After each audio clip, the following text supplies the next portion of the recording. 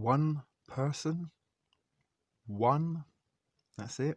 One person, 4 minutes I've been live, one person's tuning in. Who is it? Does anyone know who that is?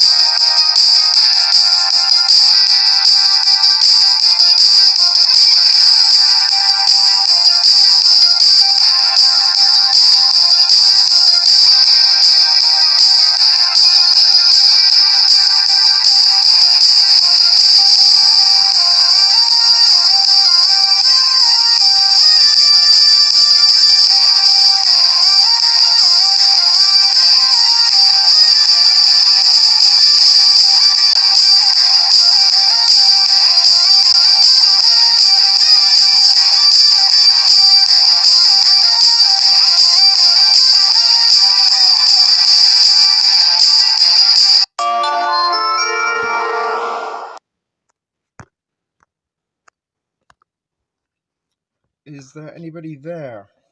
Is there anybody watching? Is there anybody in the live chat at all? It's Jasper. Hello, Jasper. Just you and me, brother. Seems no one else gives a shit about Tsp Tv and the live shows anymore, brother. Don't know what to tell you anymore. Last week we had the astonishing amount of 4 people. Can you hear me? I hope you can hear me. We've got the mic on and everything. Trying something a little bit new. I'm trying to use a new streaming app, Jasper, so it doesn't seem to be any other. I did let the mods know, did send them a link. They're not even here. My god, I feel like not even the band on the Titanic going down as it's sinking. I feel like the Titanic sunk already and they just didn't even bother telling me that it had sunk. But anyway, you and me, brother, good to see you, Jasper. It's been a while, actually. I was thinking about you the other day, my friend, wondering as to where you may have been. So glad to see you here. Anyone else? We haven't seen Trip for a little while. Hey Jenna, so you're here, so we're up to 2 people now. So that's pretty good, better than no people. Maiden Montana's here. Slowly and surely they roll in, even though I have been live for 6 minutes and you missed my intro. I did an intro, I had everything planned in. Oh my goodness, don't know why I bother half the time. So saying we've got 3 now. That doesn't surprise me. I'm trying to use a outside streaming app, as you may or may not know. I was trying to use what was it called?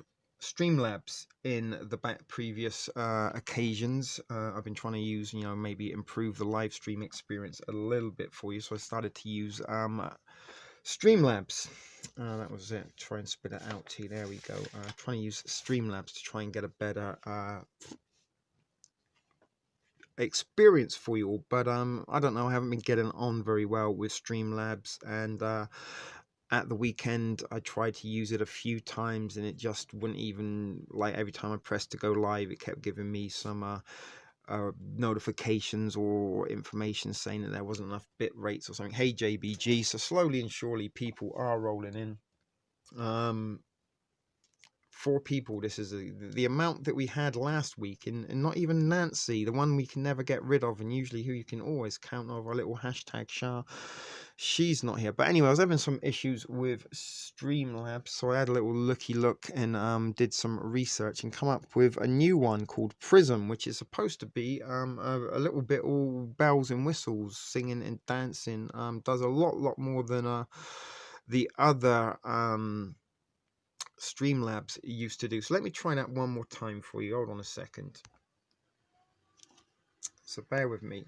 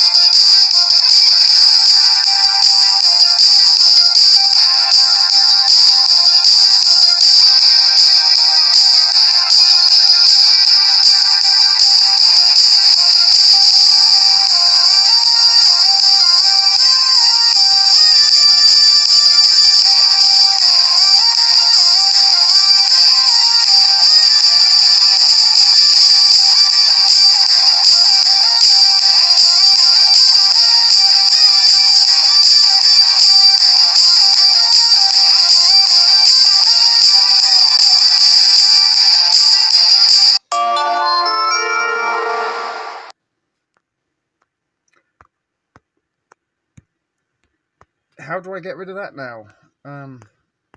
Hold on, guys. As I said, this is a little bit of a test. Here we are. Get rid of it. Yeah, it was a little bit loud. Sorry about that. What do you mean, what the hell? Judy Bell, that was awesome. You didn't like that? I thought that was pretty cool.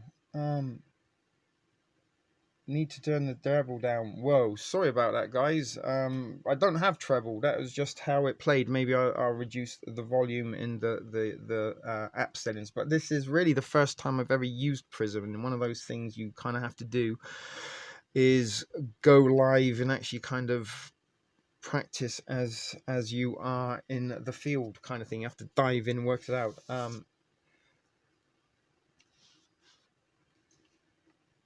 Reduce, yes, we'll do that. We'll try and find a way to reduce the volume in the future. But I thought that was a pretty cool intro and a little bit of a improvement onto this.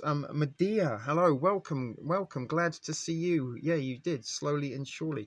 So you've actually got a couple of people in the chat tonight who are actual real life Thrift Fam members from Toronto. Some of the gang that we have been meeting over the weeks and days that we've been at the protest. And little Medea there, she's one of the crew that was part of the Saturday escapades that we had down in, no, actually you didn't come to Trinity Bellwoods, we met up with you in Kensington, but you were part of the crew, the Out and About crew, Tea and Friends. A very enjoyable experience on Saturday, out to 4 a.m.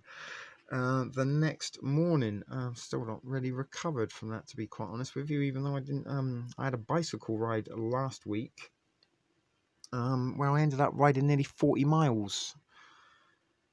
Patriots unite, Thrift Fam unite, Medea. When we're in the thrift store, we are the Thrift Fam. But yeah, we're all a little bit of patriotic towards freedom, I guess. So I don't know what else I've got sort of planned for you tonight. It's a little bit one of those kind of Costanza in it about nothing. But I was going to talk maybe about the Day of the Triffids and also William Mason, who isn't here right now. Who knows? Hey, Baby P, you're working, lurking. So maybe or not, I don't know if perhaps it's at the time of the year, summertime. People do, you know, like myself, like to be outside enjoying the fresh air, the warmer weather, the sunshine.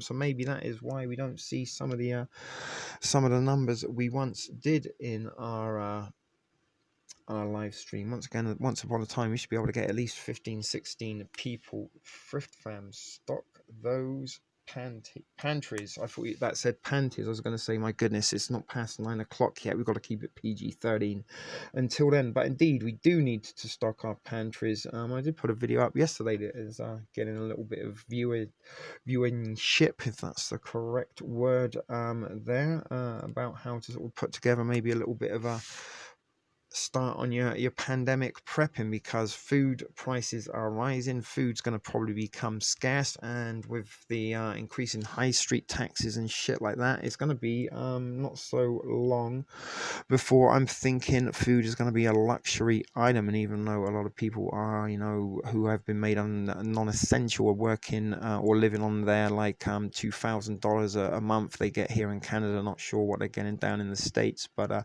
they're getting their kind of pandemic payments from the government, and they're kind of living on that. But at the moment, with the cost of food rising, then maybe they're not going to be able to pay their rent and feed themselves in the not so distant future. I almost type panties. That's why you're our kind of people, Medea. Medea, my darling. That works. Look at that. Improvising. Yeah, yours. I seen some pictures of yours, JBG, the other day. And kind of funny enough, when we think about it, the thrift, or when say we think, I always talk about we as a collective, because we are kind of a little bit of a collective conscious here in a community more than a channel base with a following. You guys aren't really followers. You're as much as yeah, there's some wise minds here, but you guys have been, you know, you're as part of the production, part of video productions as much as I am. And sometimes we do work together. And yeah, Judy Bow, I did see some pictures. It looked wonderful, wonderful. Kind of how I would picture your pantry to be, exactly. And I can kind of see you there in a rocking chair with a sawn off double barrel shotgun, smoking a pipe, you know, and then every now and then Just keep walking, because you do got that southern accent thing down there in Texas, although that's more of a Louisiana twang. But my pantry is starting to not get deplenished, but it is starting to take a little bit of a knock. I've got a few empty containers, but really and truly, it's lasted quite well. We're into sort of 4 months into this pandemic, and with the exception of a couple of little top ups at the no frills, with which was just pretty much some sandwich kind of making stuff, bread, cheese, bologna, that kind of stuff, maybe some eggs and potatoes. It wasn't like a huge stock. It was just a few sort of necessities to put some sort of a different variety into my diet, rather than just the cans.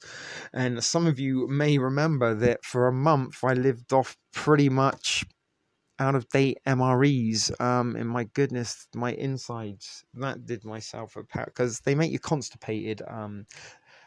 By design, meals are ready to eat. Those are rations, and part of their design is that if you are a military guy out in the field, or if they've kind of issued them to you because you're in an emergency situation. I remember my ex-girlfriend from Louisiana. She said when she and her family were surviving through the aftermath of Katrina, that she and her family, they come round. I think it was FEMA or some other Red Cross maybe, and they delivered the family's MREs, so you would eat them in those kind of situations. But they are designed to kind of sustain you for a long period of time, and that's why you kind of get a little bit constipated when you eat them, and they're kind of designed to get you to your next meal, however long that may be. And maybe if you're sort of out on maneuvers in the field, maybe for a couple of days at a time, or however long it is, I'm not sure how much you'd be deployed, but you can possibly live off them for like 2-3 days, maybe a week. But after about 8 or 9 days, my stomach was really painful, to be quite honest. Well, it's funny you should ask that. So I'm going to try and just interact with you guys as much as I can while I'm here, because I don't really got much to go to, because I was kind of a little bit distracted. Just normally, like sort of 30 minutes before I go live, I kind of maybe go out, roll a spliff, have a cup of coffee, have another spliff, then kind of slowly set up the stream, or I was setting up the stream when I was using Streamlabs. But I got a little bit distracted, and didn't really get my thought train into motion for tonight's live show. So we'll have a little bit of interaction with some of you guys for now, and see what happens. Maybe we'll piss around with some of the gadgets in things that you can do. Is that saying we've got 8 people or 3 people? Awesome if it's 8 people. We're almost in our double figures. But Garbage Pail Kids, Medea, one of my good dear viewers, Hoopdies, who may or may not pop in a little while, she sent me a care package last year. Wonderful care package, actually.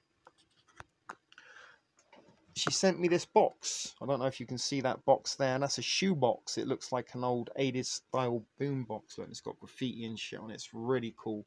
The box in itself was just a treasure. I'd been happy if she just sent me that. It's a really cool box.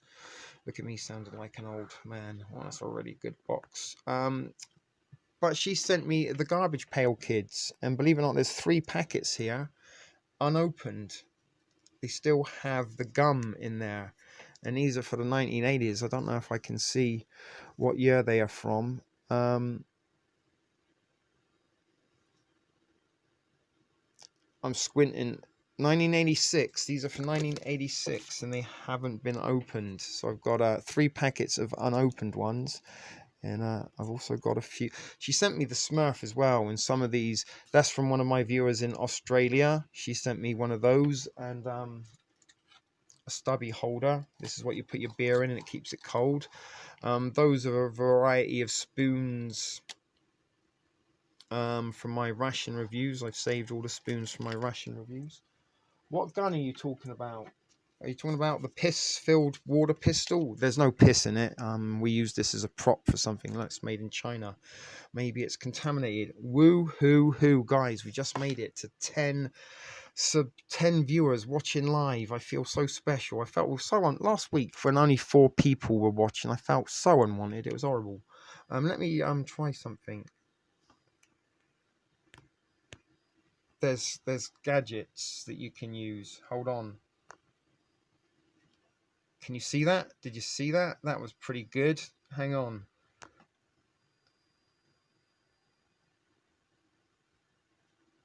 Are you seeing these things? Okay, I can't use that one. Look, we can even, if we wanted to, put that up. Or, look, we can have some floating butterflies. Can you see the butterflies? So we can do all sorts of things with Prism.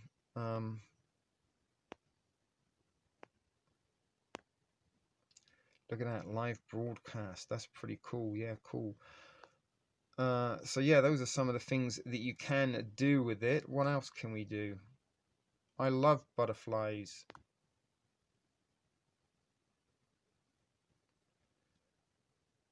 How awesome was that? Look, we can do this. So we're just playing around a little bit now. Hey guys, I love the butterflies. I see them. Yeah, cool. So yeah, this already is a much more fun and easier to operate. Oh, we're down. Oh, we're back to 10. That's why I was celebrating with the gadgets.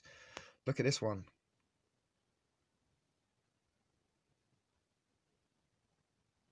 Brilliant. And okay. Hold on. Any questions? All right. So that is really good. So this is a much more fun streaming third-party streaming app than Streamlabs. You can do a lot more stuff like Medea, my darling, you've never actually joined in a TSP TV live show. You would be surprised the things that entertain these people. Right here I have 12, no actually 13 cards. Aztec, welcome my man. Long time no see. But these 13 cards rather, you don't even know the entertainment those bring. Shit gets like the Price is Right in here. Judy Bow Google, one of my dear and most longest viewers, dear friend. She's kind of like my, not my mum, she's like my cool aunt, that when my mum would tell me off, I'd go and see my cool aunt Judy Bow and say, Mum told me off again, and Judy Bow would like give me a Marlboro out of a soft pack that she had rolled up in her sleeve, and don't tell your mum, and spark it up, let me know what's going on. Shitty cards. But back to the garbage pail kids. If you are interested in some entertainment, that one is Snooty Sam. This one is Hamburger Patty. Look at that. That's a bit disturbing, actually. That's kind of like the global elites eating babies. Look, there's a little bit of a hidden message there in the garbage pail kid. Look, they've got a slab of meat, what looks like some ribs, and a baby in a diaper hanging up. Soylent Green is people. You know I like my Soylent Green. Funny enough, Medea, I was talking to you and Gracer about Soylent Green. Yeah, never noticed that before. Isn't that disturbing? Look at that. It's a child. And you know, the elites, they do like to eat their babies. We might leave that one out. We've got DDT, which is a spider. And what one's this guy called? Hothead Harvey. He's like a panda robot. Stoned Sean.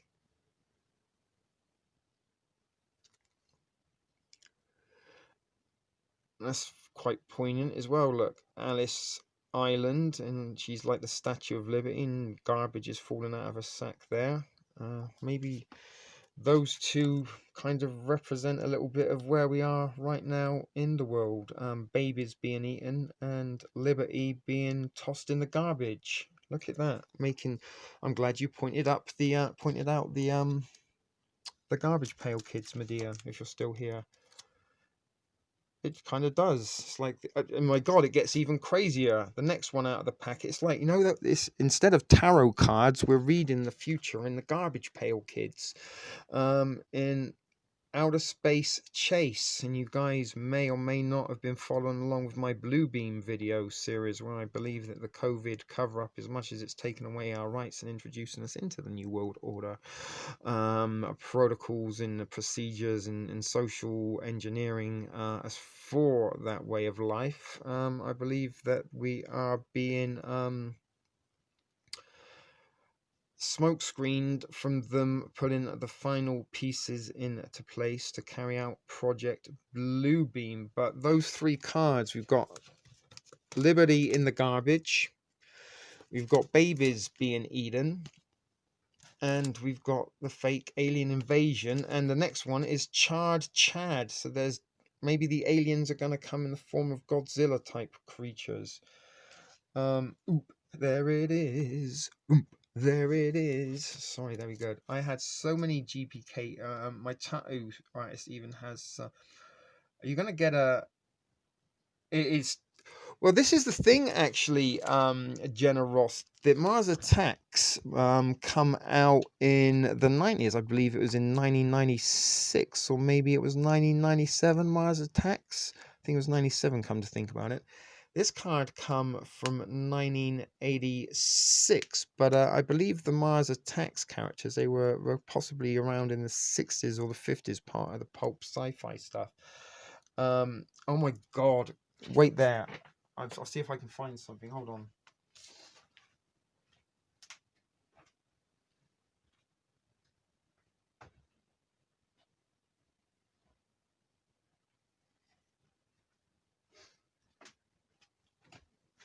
I don't actually buy DVDs anymore. I kind of not even bootleg DVDs do I buy anymore. Let's put those back in the background there. But I just wanted to show you this, talking of Godzilla. It's the Godzilla collection. Baby P, there's a burp for you. But yeah, there's my Godzilla. Every Godzilla movie ever made on a 2-disc set. So we've got the original Godzilla, Godzilla the King of Monsters, Godzilla Raids Again, Mothra versus Godzilla. I can never say that. Godaya, the three-headed monster. Invasion of the Astro Monsters. All Monsters Attack. Godzilla's Revenge, and Terror of Mega Godzilla. So I do love Godzilla movies. There's just something about them. I actually love those kind of, with the monster stamps on the train sets and stuff. I always wanted to do that. Barbu, hello. Anyone in Canada want to monitor Earth magnetics? Free mag, leave a comment. I'm not sure what that is all about. Yes, it was a comic, but the little kind of pulp ones, right? I used to work in a comic book store, Jenna, back in the United Kingdom for many, many years. I had a little part-time job, full-time job, side scam, working in many comic book shops. I've actually got quite a few comic book characters tattooed on me, amongst the many, one of which is the Silver Surfer, my favourite of all superheroes. But yeah, they were it was kind of, there's a really cool movie, actually, Mars Attacks, if I can remember, because it's very, very quirky, but everybody died pretty much, if I can remember. And it come around in a theme, because a year before, I believe, the big blockbuster movie was Independence Day. Now, just the other day, I can't remember what day, it may have been Sunday or Monday, I can't remember. We had a day that was a little bit grey and humid and cloudy and sticky outside, so I kind of had to sort of stay in. And I didn't really have to stay in, but it's more comfortable to stay in. It was cooler in the basement. And I watched the sequel, the Independence Day sequel, and it was very, very interesting, because some of what I've been talking about in the Bluebeam videos is the purpose of the staged fake alien invasion would be the unifying event, that if everybody on Earth kind of faced annihilation by a force outside of this Earth, would be even more inclined to put aside our differences. Now, although the pandemic, the scam pandemic, has put us all against the same kind of foe in the form of the false flag COVID-19 scare, we are seeing a lot of divisions within society as a result of it. We've got the biggest example, the masks and the no masks. You can kind of walk around the street and you can kind of see who is submitted by the fact that they wear a mask, and you may see those who might still be a little bit critical thinking, maybe a little bit on the fence, that are not wearing a mask.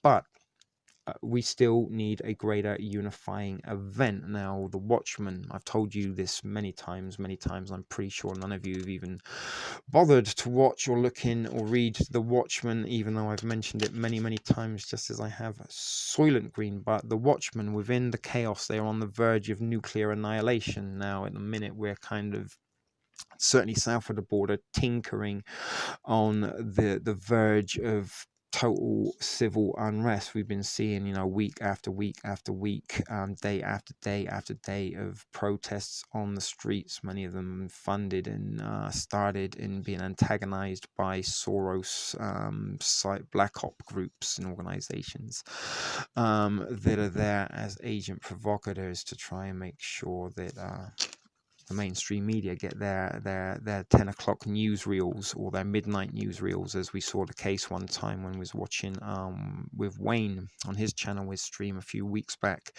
In Portland, in Seattle, there was absolute peace and quiet. I wouldn't go as far as to say harmony, but there was, good behavior. There was no sort of signs that there was going to be anything happening out of the blue in any violence. But as soon as the mainstream media turned up, got their cameras into place, made sure the helicopter was overhead in Seattle and Portland almost within seconds, ba-boom, ba-boom.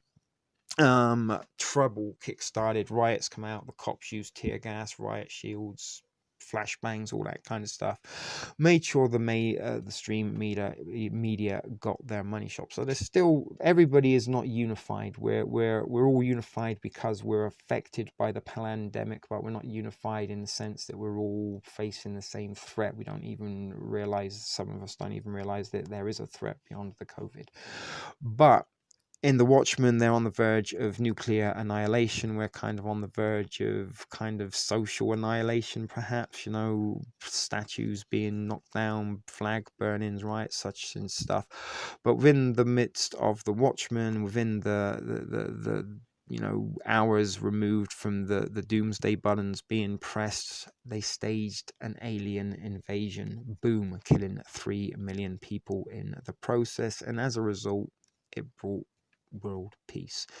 Everybody put aside their differences in order to concentrate their energies and efforts on the enemy from outside of the globe. Now, cast your minds back, if you can, to Ronald Reagan in the 1980s and the Space Force, the Star Wars satellite system that was put up to shoot down nuclear rockets coming from Soviet bloc countries, and they would cause them to explode before they reached American shores, so to speak. But he also said in one of those speeches along the lines of he wondered what the Earth would do if they faced a threat from out of this world, and if extraterrestrial aliens come and started to attack the Earth, then surely everybody would set aside their differences to work together as one. And that was something that was very evident in the sort of outset of the sequel, Independence Day Resurgence. At 20 years after the events of the original movie, they laid out kind of within the plot, sort of as it unrolls, you figure out that since the last invasion of Earth by the aliens, wherever they come from, Earth has lived in pretty much harmony. There's been no wars or riots. Police don't carry guns and stuff so much. It's a little bit more of a safer and harmonious society to live in, and using some of the technology that they salvaged from the alien war, humanity kind of improved itself with a cleaner and more healthier environment and speedier and faster travel. So he kind of benefited from the alien invasion. And is this what we are going to kind of see, if or not blue beam and believe it? I believe that it's going to be a matter of time before we see some kind of staged alien event. But if or but when it happens, are we going to see benevolent aliens, or are we going to see angry aliens? Is it going to be a little bit like the TV series V? And we're probably kind of going into a little bit of the fiction decoded kind of realms here now. But if you cast your eyes back to the 1980s, the time that these garbage pail kids were out and about, V was the big TV blockbuster sensation. They spent millions and millions of dollars on V. It was almost like a movie budget for a TV show, and I'm pretty sure some of you may or may not be able to remember V. The visitors are our friends, and when they first arrived on our planet, that's what they were here to do: help us sort our shit out, environmental issues, contamination, pollution, stuff like this. They come down with some cleaner fuel options for humanity, but they were really here as a sort of splinter cell to invade and take over from within. Kaz, welcome from down, not down under, across the pond over in my home nation of the United Kingdom. Glad to see you. COVID-19, everyone is self-arrested themselves for the first time in human history. Indeed, indeed. Even the healthy were quarantined. Yes, a little bit like Stockholm Syndrome. People have been enslaved so long, they're sympathizing with their captors. But the alien agenda is something that I've kind of been speaking about for quite some time, and possibly might even have to look into doing a predictive programming fiction decoded special just about some of the alien fictional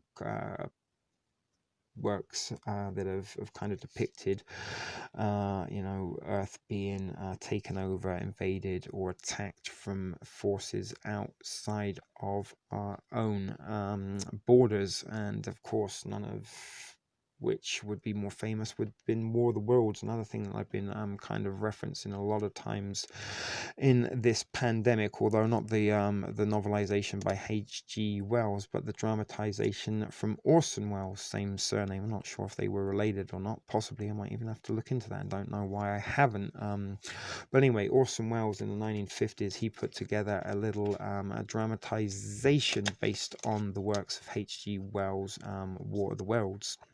And he kind of read it out as a real-time, real-life experience using kind of dramatized newscasters and reporters on the scene, along with sound effects and all the bells and whistles that they could throw in at the time of production, which was the 50s, on the radio. But the listeners who were listening to that dramatization and that broadcast, some of those listeners started to see things that weren't there, started to hear things that weren't there, and started to smell things that weren't there, because they spoke about the sulfur and the fire and the brimstone kind of from the heat ray of the aliens, and people believed that they could smell this in the air, the psychosomatic effect. And that is what has happened a lot of times, I believe, in this pandemic, that people in the early stages of this that stayed at home and maybe were listening to the mainstream narrative repetitively, waiting for the next latest update or tell them what they need to do in order to keep safe. They heard the symptoms. It's worse than the flu. You may cough. You may have respiratory problems. Suddenly started believing they had the symptoms of COVID-19. And maybe as a result of their believing they had them, went to their doctors and said, hey, I think I got COVID, and thus provided a COVID-19 case for the statistics. So how long have we been going for now? About an hour, 40 minutes. I want to live with the Tanners, but are you talking about Alf? Alf is my favorite of all favorite TV shows, Medea. In fact, I've even got an Alf t-shirt which I could possibly fish out and show you. I actually want an Alf tattoo. But Alf, oh my goodness, as much as I loved that show, did anybody I'm gonna open this up to the floor. Can anyone give me one example of social engineering or subliminal social engineering messaging that Alf was putting out? Anyone? I'm gonna wait here. I don't know why I'm playing. Oh, sorry, I nearly cancelled the broadcast then. American Anagram, a Mr. Canny Man Race, Mace Oran. America race. Hiding aliens. Oh yes, they were hiding aliens, and there was actually an episode where the INS, the Immigration and Naturalization Services, not called that anymore, it's ICE now, Immigration and Customs Enforcement Agency, an agency I've had first-hand experience of with hiding aliens. No, Tam, we haven't seen you for a while. My mum and I, oh my word, I'm very, very, very sorry to hear that. And your dad's in hospital. Oh my word, that's, you know what they say about thoughts and prayers, but thoughts and prayers for you, they don't really change much at all. But that is very, very bad news, and let's hope that that doesn't happen to your father too. Yeah, hugs. This, I know, as I said, it doesn't really help when you've lost someone as close as your mother, but that is very terrible to hear. Sorry, I'm just going to go and get myself some water. I'm a little bit thirsty, as it happens. Hang on.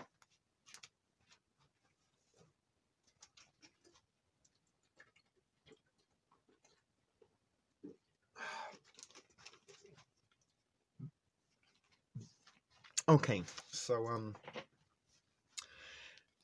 yeah, that is a little bit of bad news to hear.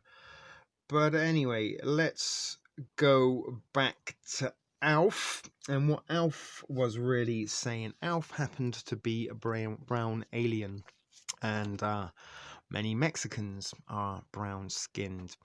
And the Tanners were the all-American 2.4 children family, white picket fences, lived very, very law-abidingly, paid their taxes. Willie was even a civil servant. But anyway, Alf represented the illegal Mexican population, and he was living and sponging off the all-American white family 2.4 children Tanners, sponging them of everything, exorbiating their savings, causing destruction, damage, and even tried to eat the cat. And those were some rumors that were circulating with regards to illegal immigrants and Mexicans that jump the borders, that maybe they might eat your pets. So as much as I loved Alf, there was some kind of sinister undertones in there. Yeah, there we go.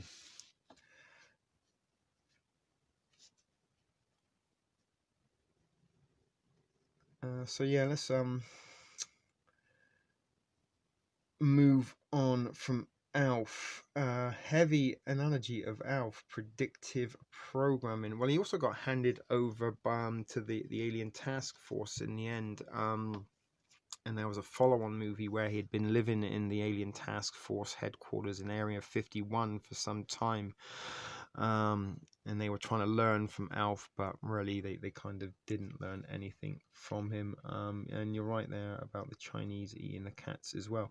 Something we used to hear as well growing up in our neighborhood, that hey Trip, I was talking about you earlier, that oh my god, we haven't seen you for a while, and here you are. We've missed you. Where have you been, Trip? You haven't been locked up or anything, have you? Because that sometimes happens when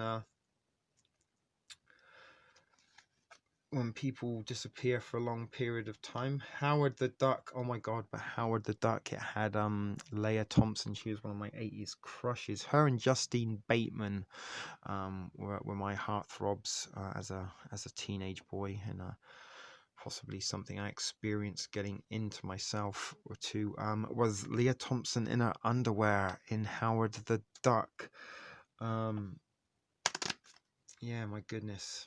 Yeah, 80s. We got a little bit nostalgic. See what bringing out the garbage pail kids did. We went back and I got you, Trip. Sometimes, hey, Crying Hippie is here and part of the Torontonian Massive. So we've got a little Texas Massive, and we've got a Toronto Massive going on. Actually, we've got like 3 Torontonians, including myself. We've got me, Crying Hippie, and Medea. What was I talking about? Howard the Duck. Lost my train of thought then.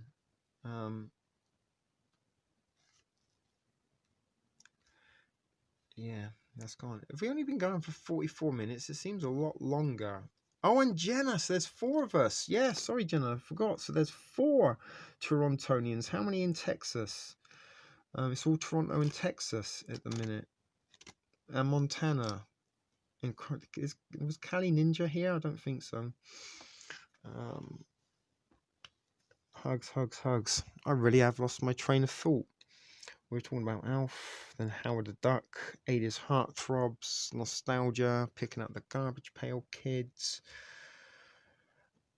I don't know. We'll figure something out anyway. So Tam Tam, if we can ask, what is your father in hospital for? And trip. Still early in California, that's true. I got a sweater on. The wind is chilly up on the roof. Yeah, it is getting a little bit after the heat wave. And the rain did bring a little bit of chill in the air. That was right. Trip, getting away from things. You're right. Sometimes, you know, when the anxiety and it's a little bit like not being able to see the forest for the trees, you kind of have to detach yourself and step away before you can go back in. So I'm get what you kind of mean.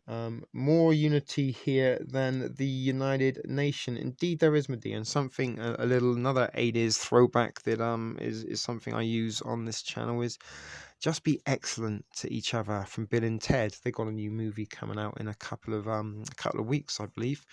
The third installment to the Bill and Ted franchise. But be excellent to each other, and that's kind of what we say. It doesn't really matter, you know, what religion, what politics, what race, anything, you know, what age. When you come to the thrift store, just be excellent to each other and just, you know, appreciate that other people may have a little bit of difference of opinion or beliefs than your own, and that's all right. We can think differently. And another wonderful 80s example is the world don't move to the beat of just one drum, and what might be right for you may not be right for some. Oh my goodness, congestive heart failure, that sounds like it's a little bit of a serious thing. So sorry to hear that. Yeah, it's nearly 9 p.m. here. Now sometimes, like, we were trying to go 10 o'clock live at 10 o'clock, and again we try to sort of accommodate everybody the best we can.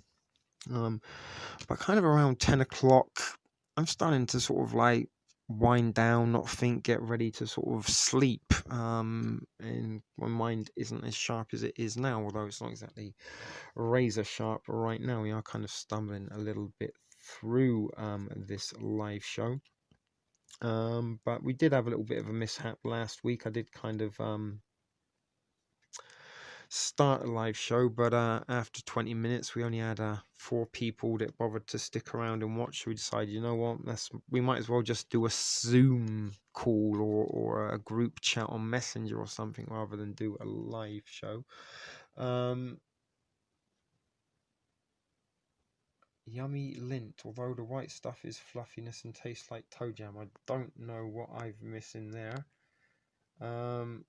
Face the Music has, that's the Bill and Ted movie, is in August. I thought it was July.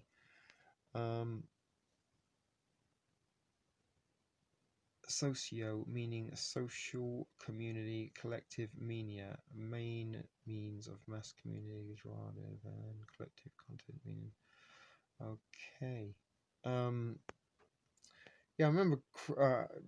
What are we? Yeah, what were you talking about there, hippie? That I missed.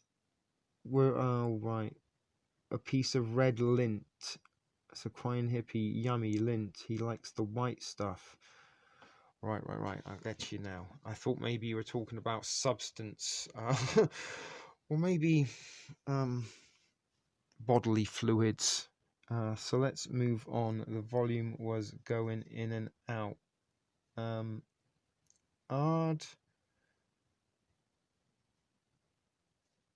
I'd be totally down for TSP Zoom meeting. I've been talking about trying to make that happen, and maybe we should try and make it happen before too many days go by. We could give it an experiment, and we could like record it and then upload it later. So Baby Pamplin's, we're in Baby Pamplin's pockets, the most safest place on earth. If there was going to be a nuclear invasion or an alien attack, I'd want to sit it out in Baby Pamplin's pocket, because I don't think there'd be anywhere quite safer than Baby Pamplin's pocket. We still need to get your YouTube channel up, Baby P. What's in Baby Pamplin's pocket? And I want to get Judy Bell a little bit of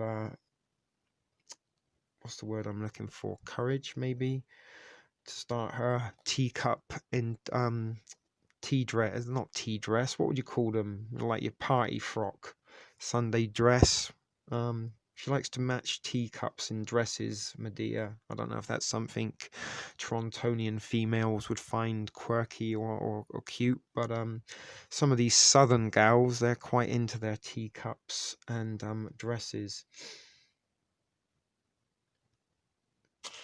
I wish I could give you a spliff tam tam, although maybe that might not be strong enough. Might be like throwing a junior aspirin at tuberculosis.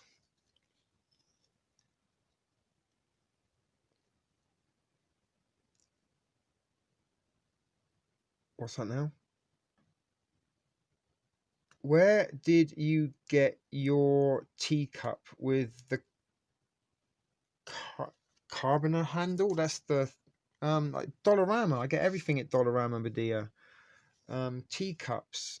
I know you love teacups, and that would be a great channel. Like you could have the dress, and then like you could show which teacup would you choose, 1, 2, or 3.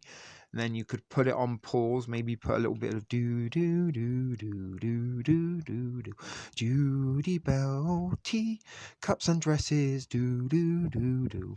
I chose number 3. What did you choose? See you next week. And that's a channel right there. That's Costanza in the shit out of a YouTube channel.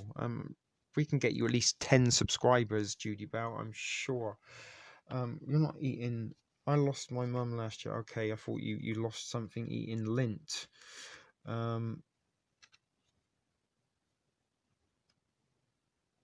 Yeah, that sometimes happens when one partner goes, the other one kind of suffers and maybe gives up. It happened to my Polish grandmother and grandfather. They both went within a year of each other.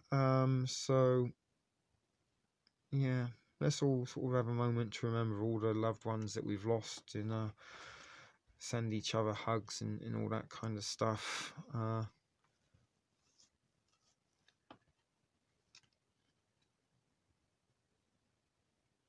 And try and figure out the rest of the show. Anyway, we could probably play a little round of shitty cards, I think, but I haven't got for some reason I didn't get that advance. I told you I got a little sidetrack before I went live, and I didn't, because normally I put my Chromecast on the little TV there, and then I cast the screen up so I can read you out the corner of my eyes. But the beauty of this is, or the beauty of this Prism app that I'm using, Prism, not Prison, is that the comments come up, although I can't get them on the screen, although I don't know, can you see them? I don't think so. I might have to look in to see if I can get that, because I wanted to be able to project like this part of the wall here, so you could put the chat box on the screen so you could read them, but they come out quite clearly on the screen, so I can kind of just look into the camera and read them, although it is a little bit small and I've lost my glasses. So I don't know, did that answer your question? Let me go and see if I can find the cup you were talking about.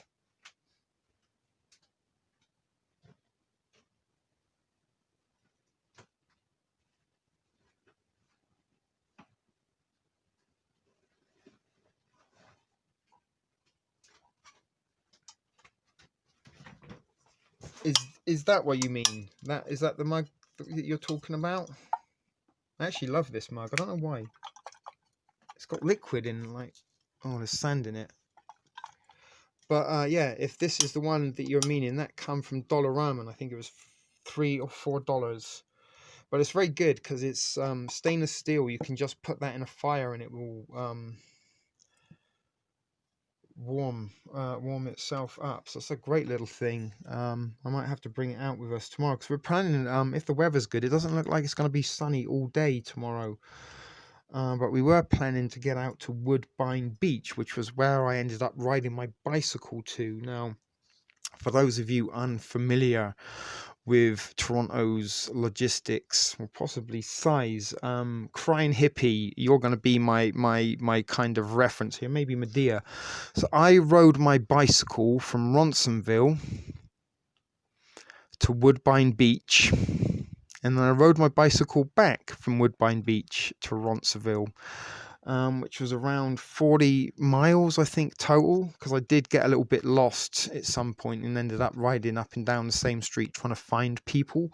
So that added a little bit on there, but yeah, I'm still very, very sore. My butt in particular, like, you know, the tailbone, like where I sat on the saddle, that was kind of rubbing.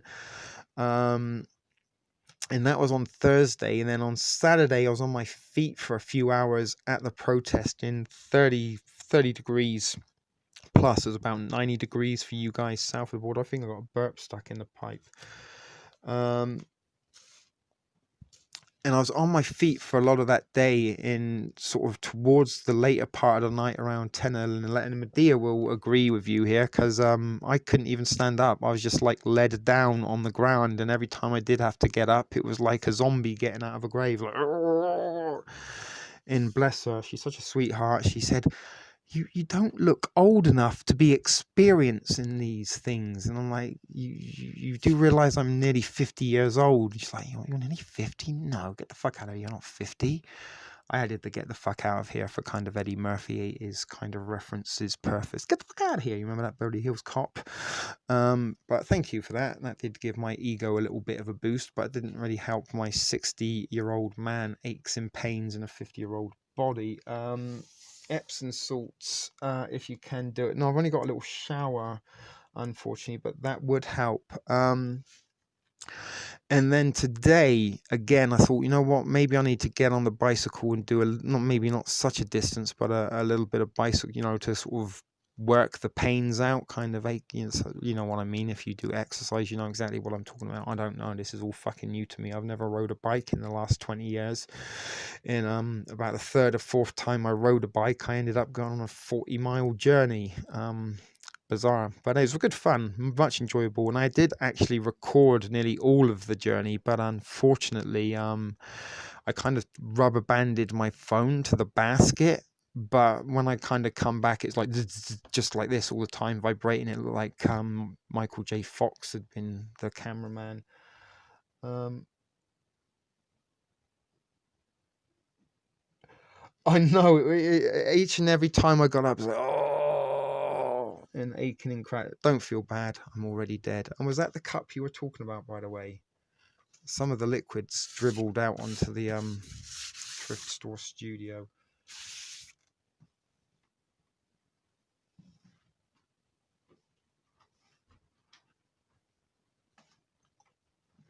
So that was quite an exertive bicycle ride.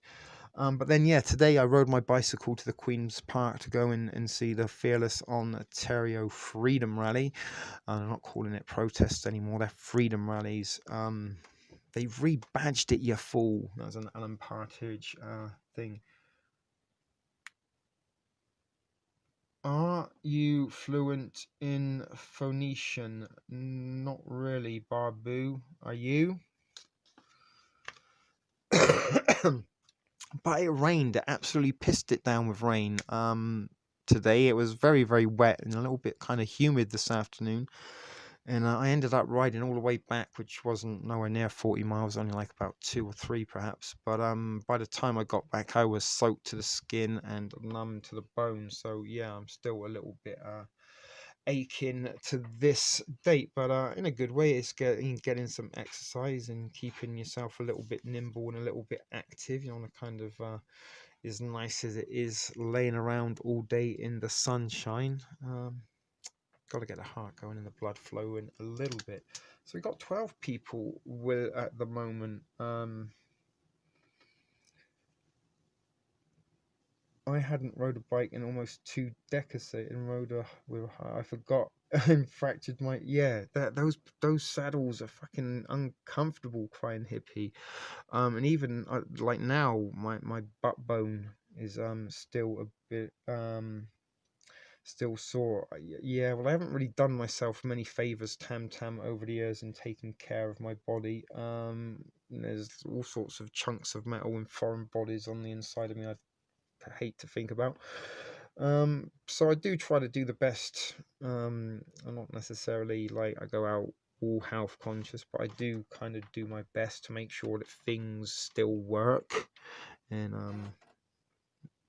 let's leave it at that. Yeah, that it is painful. I can remember, like, as a kid, being a BMXer, and BMX bikes were very popular back in the 1980s. But a lot of my friends at the time, we had horrendous saddle injuries. I remember one boy, we made a little bit of a ramp, and he kind of jumped the ramp, but when he kind of landed, he kind of squashed his testicles on the saddle, and I can still hear him squeal, and like he kind of bounced back up and felt like it was very funny. I wish like those days we'd have had like video cameras, because some of the gold we recorded back then was amazing. Little bit like with the out and about videos, when we just kind of press play and see what happens. Those are turning into be quite fun, and almost an actual reality TV show. Bones, yeah. And that is another thing about when you start to get a little bit older, Barbu. All of a sudden, like bones, and like I didn't even know I had a bone there. Where did that bone come from? Did it just appear? I don't know where that bone had come from. But it's good fun riding a bicycle again after all these years, and it has given me a little bit of freedom and liberty, I guess. Not liberty, but freedom, or the ability to go a little bit further afield than just being able to walk. Anyway, I might start to bring this to a close very shortly.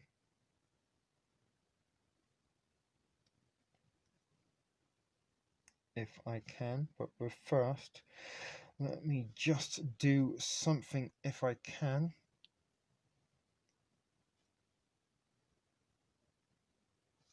Hold on.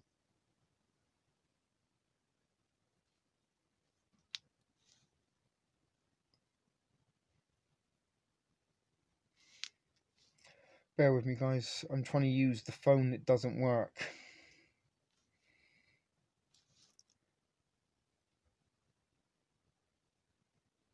And I'm having all sorts of difficulties right now.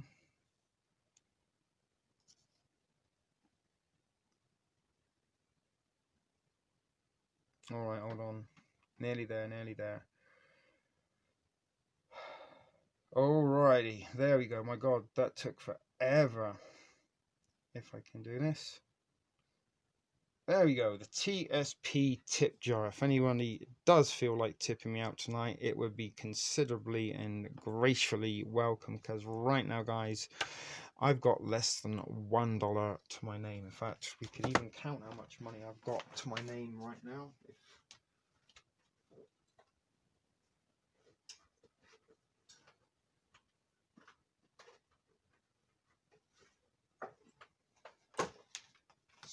It's my Dollarama wallet.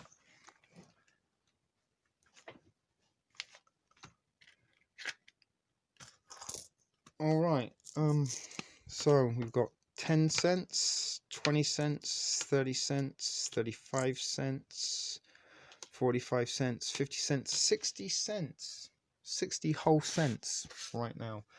There you go. So as I said, guys, if you do feel a little bit generous and like you want to give TSP a tip, now is the time, because something else you probably don't want to know I did this afternoon is I went through my garbage can. Because when I roll my joints, I kind of break the filter off. I use a cigarette and I break the filter off, and I usually toss the filter in the garbage. But today I had to go through the garbage and pick out all the filters and reclaim tobacco. And there is the horrible, nasty, dry tobacco. William Mason, oh my god, I'm so glad that you're here. Day of the Triffids, William. Tell me you've read Day of the Triffids, and that's where your name comes from. I just was listening and to the a BBC dramatization the other day. And for the longest time, I'm like, William Mason, why does that name ring a bell to me? Why does it sound familiar? Boom, Day of the fucking Triffids. The main character is called William Mason. Is that like your alias? Good to see you. Anyway, by the way, guys. This is turning out, Crying Hippians or Tam Tam are a little bit like Mel Gibson. And what was the chick's name? Not Susan Sarandon.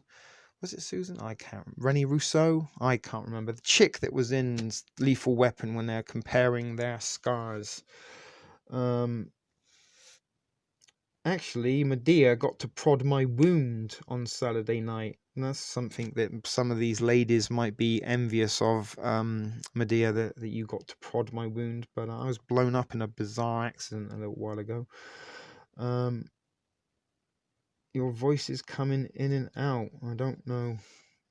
Maybe it's because I'm like walking, moving back and forth from the camera. Hey, buddy, is Robin? Oh my God! Hey, Robin. There's another one of the Toronto Truth Crew. That's our secret name that I'm working on, guys. With the Toronto, because it works like the TTC. You see what I mean? TTC, Toronto. Nancy, finally, my God, Nancy, you're get to the naughty corner. You should be here. If there's anybody that should be here before the show starts, it's you with your emojis and your shouting.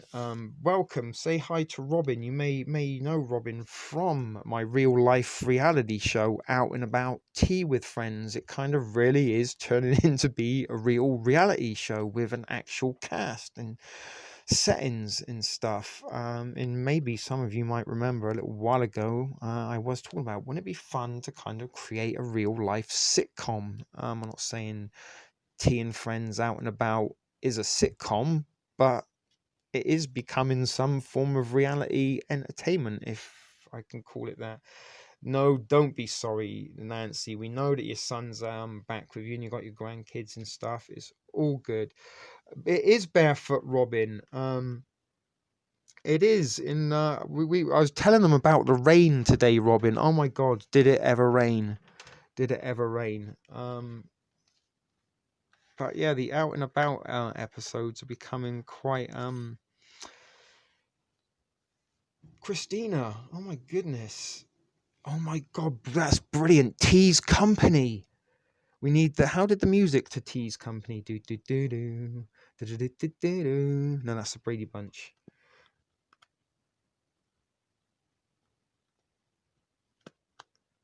I do like that. It really is. I love this. So as I was talking about, to Rob, like kind of a lot of the viewers and the guys, the community, and you can kind of see there's quite a lot of blue wenches, and these guys are kind of, they have a wench because they're the foundation. These are all people that somehow, some way or another have brought a little something that has helped build this thrift store community around TSP TV. Although I am the thrift store prepper and kind of the host of all of this, these guys kind of have contributed greatly to what this is right now. And it is a little bit more than a channel, and it is a community, and a little bit what we're kind of seeing in the Out and About Tea's Company, Tea and Friends videos, is a little bit of the real life kind of thrift fam community here in Toronto. That some of you guys that have watched those videos that haven't been with us in Toronto said, my God, you guys look as though you're having so much fun. I wish I could be there with you. Kelly Keyboard. Oh, hello there, Kelly Keyboard. Welcome to the thrift store. Thank you. Come again. 16 people. My God, we had 16. Everybody's rolling in right now. When you see them rolling, we might as well keep rolling with this. Hello. Yeah. See what happens? We get put in baby Pumpkin's pocket, and people appear. So it is kind of cool. This is a little bit like George Costanza when Worlds Collide. Do you remember when they started hanging? What was his girlfriend? The girl died now. Why can't I remember that? I know it's on the tip of my tongue. Help me out. What was her name? Not Janice. That was in Friends.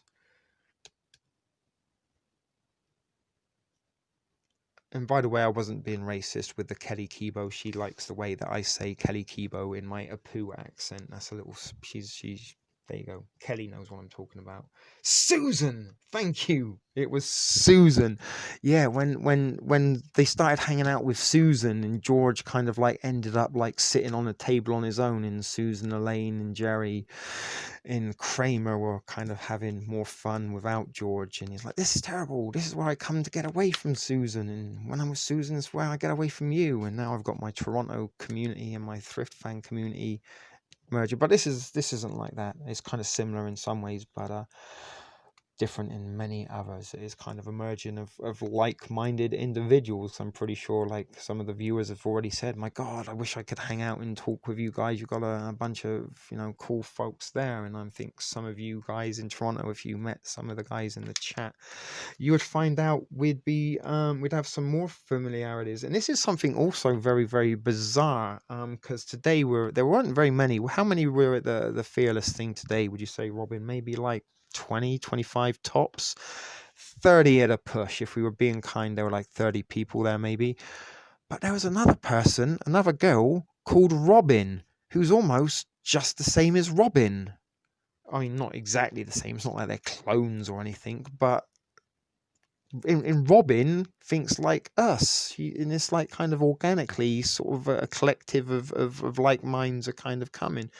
And for some of you guys that are Toronto based and haven't really kind of watched my live shows, I mean, this is very, very exciting for me, and I'm glad that this live show is kind of turning out the way it is. But the Thrift Fam, the guys in the community there, we've talked many times over the last year and months and weeks about, wouldn't it be great if we could have like a little, you know, community, the Thriftorium or Thriftopia, kind of, where we could have a little community where we could grow some crops, have some animals, kind of work in harmony together to keep our little community sustained. And that's something we've been kind of talking about in recent times here in Toronto, that what if some of us guys that are kind of coming together and joining forces, so to speak, as a result of these protests, you know, is there a way that maybe we can kind of get our shit together, get logistics together, and find ourselves a little kind of way of living communally. God, why the fuck can I say that word? But you know what I'm trying to say, that we can maybe live, you know, take care of each other the best we can, find ways to support one another, yada yada, whoop-de-woo, ray-a-tay-tay. But we have had that kind of dream in pipeline about, you know, hey, let's get together and once a year and have sort of a thrift stock event, and joked about having a little Waco-like compound of our own that we could go and live off grid and just kind of get up to our own thing. Sorry, William Mason, Day of the Triffids, was there anything in that? Or is it just a... Yeah, we've got another Robin. Yeah, there's two Robins in something also. Let me show you something. You're going to see some skin, ladies. I don't know if you can see there. I might have to stand up. I've got a tattoo of a Robin. That's a Robin there. Not because it was for a girl. My soccer team's like emblem has a Robin on it. But I have a tattoo of a Robin, and now we have two Robins in our crew. It's kind of like the original Robin, which grew up to be Nightwing. I'm talking about Batman and Robin. When he kind of got too old to be Robin, he became Nightwing, and they brought in a new Robin. There actually were four Robins. One of them got killed. Can't remember them. Yeah, I've got a tattoo of a Robin. But that is because it is on my soccer team's emblem. I don't know if I can find one. It's kind of there. Probably not the best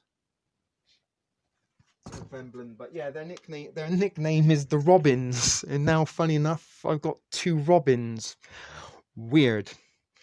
I don't mean I have Robins. You're not mine. This isn't a harem yet. Ha ha ha ha ha ha ha ha. Maybe we'll have to have an initiation jerk circle or something. I'm joking. There's not going to be any joke.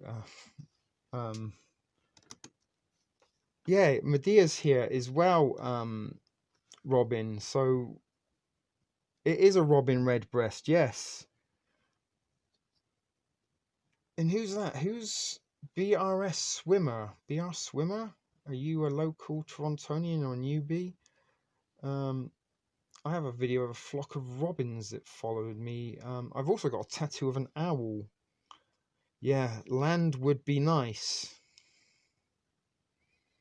Robin, Crying Hippie is also in Toronto. There's not going to be any jerk circles. You're from Michigan. Okay, I just didn't want, because I got a few guys that are kind of from Toronto in the house tonight. I didn't know if maybe you were one of them, because sometimes people have different names on social media. Welcome to Michigan. That's I guess a little bit far away from Toronto, but not that far really, as a crow flies. Now I have a rock. Oh my God! I'm glad you said a rock in Robin. I thought you was gonna. For a minute, I've got a rock hard on. I was gonna say, wait, Christina. I don't think you had. Never mind. We're going that way. I thought you was making references to the jerk circle. 6 hours. Yeah, that's not that far away. Michigan. I actually got some friends. Chicago's Illinois, right? Okay. Yeah. No, welcome. Glad to have you here, BS Swimmer. Is it BS Swimmer? Sorry, this is, I don't know, this is what happened to my phone. Can you see that weird shit that's going on the screen there? That's part of the thing, so I can't really see the names very well. Banana. Yeah, when the red robin goes bobbing along. Glad to hear. And we're glad to have you here. Always welcome the newbies to the thrift store, and just remember, be excellent to each other, as we usually are. We don't really very often. We did have a troll once or twice. I think maybe only once. The poor misguided fool decided to come into the thrift store and even the best troll on his best given day with an automated trolling machine. He's got no game for me. I don't want to admit this, although I'm already kind of admitting it, but I did used to be a troll for hire, should we say. And I used to advertise my services on Craigslist down in the United States, and suddenly had a lot of business with jilted lovers. Could you troll my ex-boyfriend? Could you troll my ex-girlfriend? Which I would do for money. And I actually thought about maybe getting back into that line of work, but I actually think there might have been a suicide attempt as a result of my trolling. So I kind of thought, maybe you're pushing it a little too far. But anyway, I do have some trolling skills. That much is to be said. And in times when I've had like literally nothing better to do than troll, I made it an art. It would go beyond the I might be exaggerating on the suicide. I think they just maybe called out like, I'm gonna kill myself. I don't think they actually did. Can't confirm that though. But yeah, I've got some troll games, so you know what they say about you can't bullshit a bullshitter, you can't troll a troll. So but we never really get many kind of trolls in here. Everyone kind of is good and is always excellent to each other, and that's what we like. And it is nice to see that my newfound friends from Toronto hanging out with the long found friends, founder members of the Thrift Fam. I need to get some more water, guys, sorry.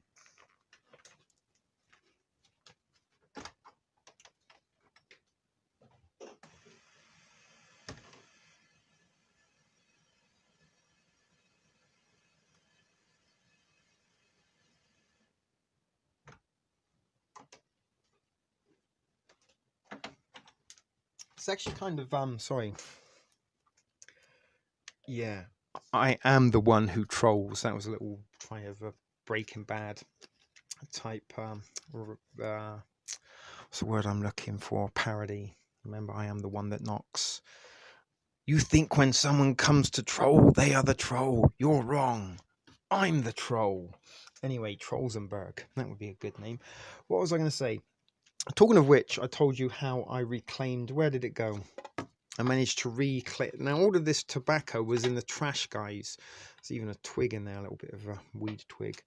And would have got thrown out, but that tobacco now to me is absolute like gold dust, because I don't even have a pack of cigarettes. There's another burp for you. So I spent about 30 minutes going through my trash, picking out all the... Let me show you what I mean. So that is a cigarette filter. So when I kind of roll my joint, I kind of pull the thing down, use a tobacco. And you usually get a little bit of tobacco left in here, which then goes in the trash.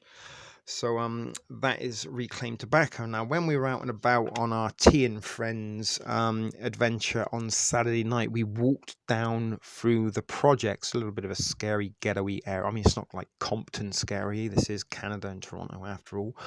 I actually lived in Compton for a little while. Taylor lived, I kind of couch surfed there for a while, perhaps. But anyway, what was I talking about? We were walking through the ghettos, and then I kind of give a little prepper talk. Said, so okay guys, we stopped, we're outside like the front of the project's high-rise apartment building, condo building type thing, and at the front there's a little smoking area. So I stopped a couple of the people that were in our procession, said, okay guys, just let you know that if you're a smoker and if you're in times of hardship, here is a gold mine of tobacco, and there's a lot of discarded tobacco on the streets. And I've actually, in my time of being homeless and being penniless, I have had to go out and resort to picking up cigarette filters and cigarette butts off the street and taking them home and reclaiming tobacco like this, which is something I'm not exactly proud of, but that's a lot of tobacco, and that's enough tobacco to keep me through until possibly I do have enough money to buy another packet of cigarettes. So sort of prepping doesn't necessarily mean having to put or know where to put beans and ramen noodles into your pantry. Sometimes, Jesus, I need to smoke. I haven't got any tobacco. I haven't got any money to buy tobacco. Where can I get tobacco without walking up and down the street asking people that are smoking if I can have a cigarette?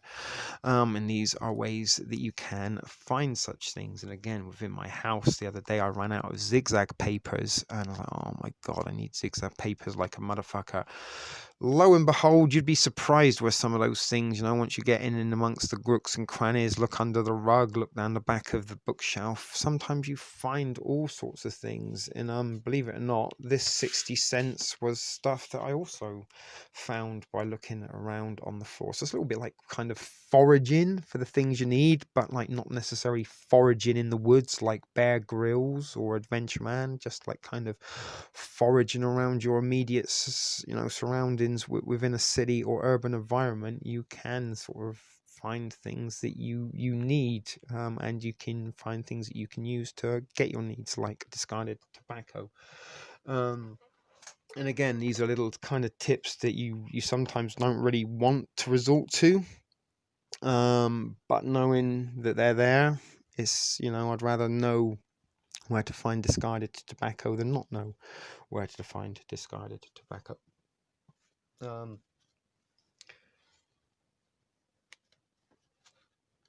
So let's see what's going on in the chat.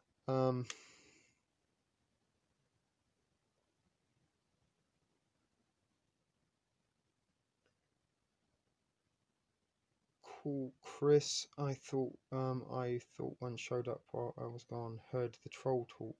No, we've only ever had, I think, one troll.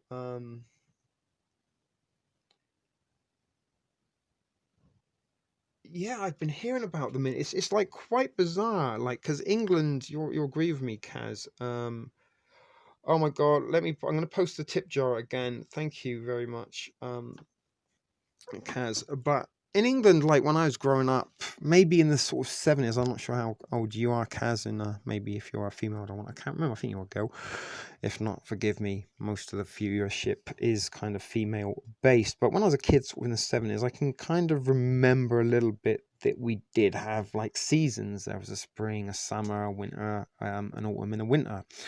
But sort of as I got to like my teenage years, especially in the 6 week summer holiday, it was like maybe 3 days of sun if you were lucky. Out of the whole 6 weeks, there's like 3 days, and they were usually like the 3 days before you went back to school. And then the first week of school was always like fucking blistering heat wave.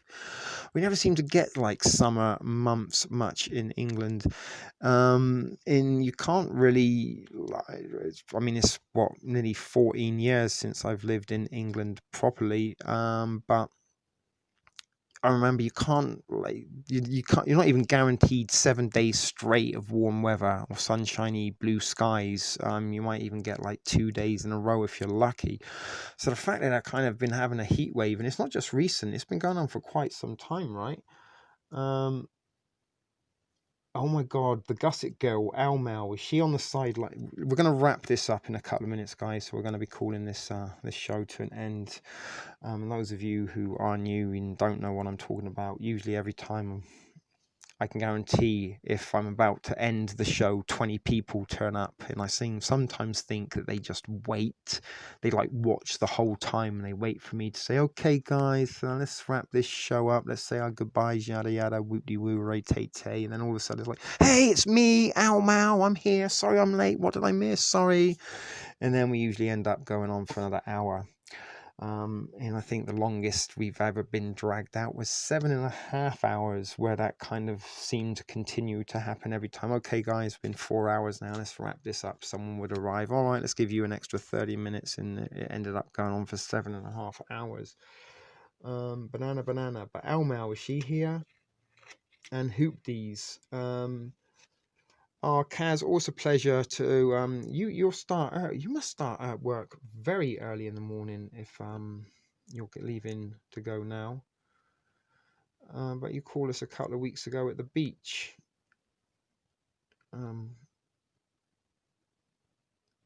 I know, yeah, you're not a gusset girl, crying hippie. And yeah, thank you. It's always nice to get a fellow. We had a viewer.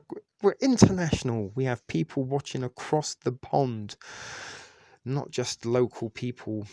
No, we're not really. It's only been recently that we've got some local viewers. And Medea, funny enough, she come to find Gracer. And some of you may be familiar with Gracer, one of the crew that we've met from the protest. And anyway, Gracer was marching at one of the protests, and Medea is like, "Hey, you're the girl from the video." And she's like, "What video?"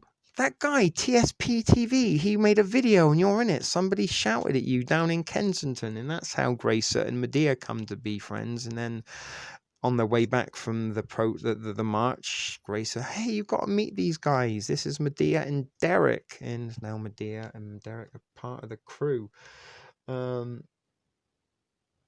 Yeah, we're a good bunch. You might do. I mean, there are millions and millions of YouTubers, so there is a possibility there will be a pretty tight-knit community like this. But we are a really, really good bunch in here, and we look out for each other. We've even had members that have helped other members through suicidal moments. We had a member step up and offered their home to another member who was going through a rough time, had nowhere to live, going through a divorce, was on the verge of being homeless. And one of the other thrift fam, like, "You know what, I got you. You need a place, come to me. I'm not having you on the street." And that's kind of a little bit why we're trying to sort of build maybe something bigger and stronger, that maybe we could all find a little bit of land and find a way that we could all get to be together and kind of just live off grid for the rest of our days in a little bit of peace and harmony. It would be quite a nice way to see out the rest of our years, wouldn't you agree? So possibly what we're going to have to do at the next Tea and Friends video, we're going to have to kind of go around and do a little interview and everyone, "Okay, this is Medea, this is Robin," because we might even have to start doing an intro like the start of Friends. We might even have to go and dance in a fountain.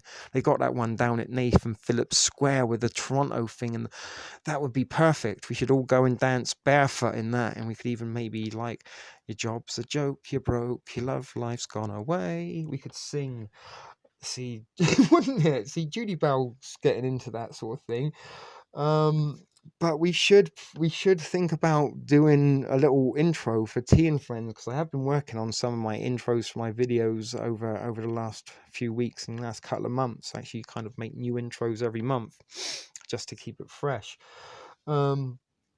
You're down with that. That would be a great idea. And Tea and Friends, like, we've almost got limitless content. We just walk around the streets recording. Something's bound to happen, right?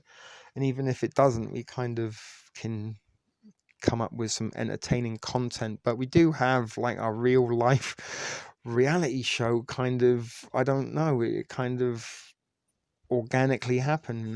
Some of those guys that we do chat with from Toronto, the thrift fam, of sort of kind of, it's very bizarre in many ways. Like, you guys that I see and interact with in real life are kind of for the first time interacting with the people that have been watching you guys for a few weeks now.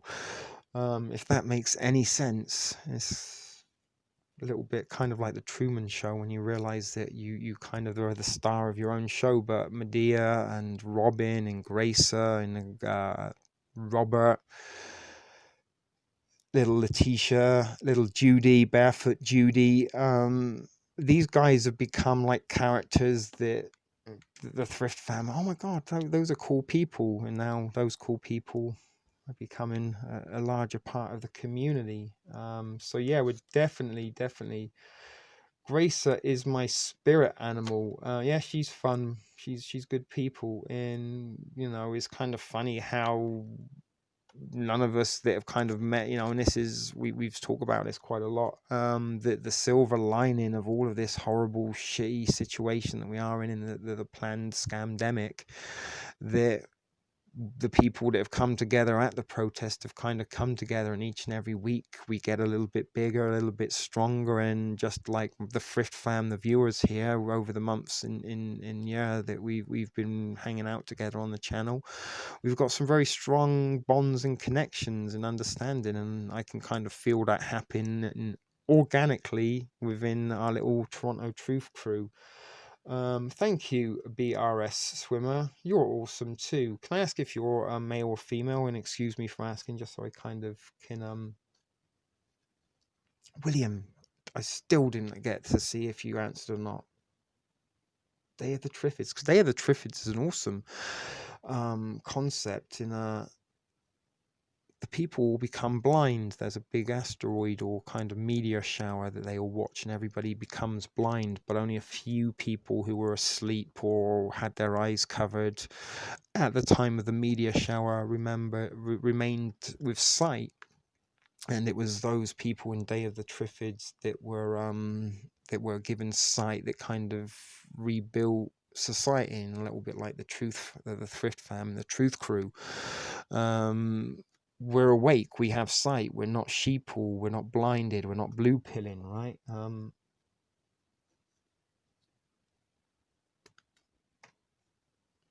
Yeah, they're talking about trying to get our way out to Ottawa on the 1st of July.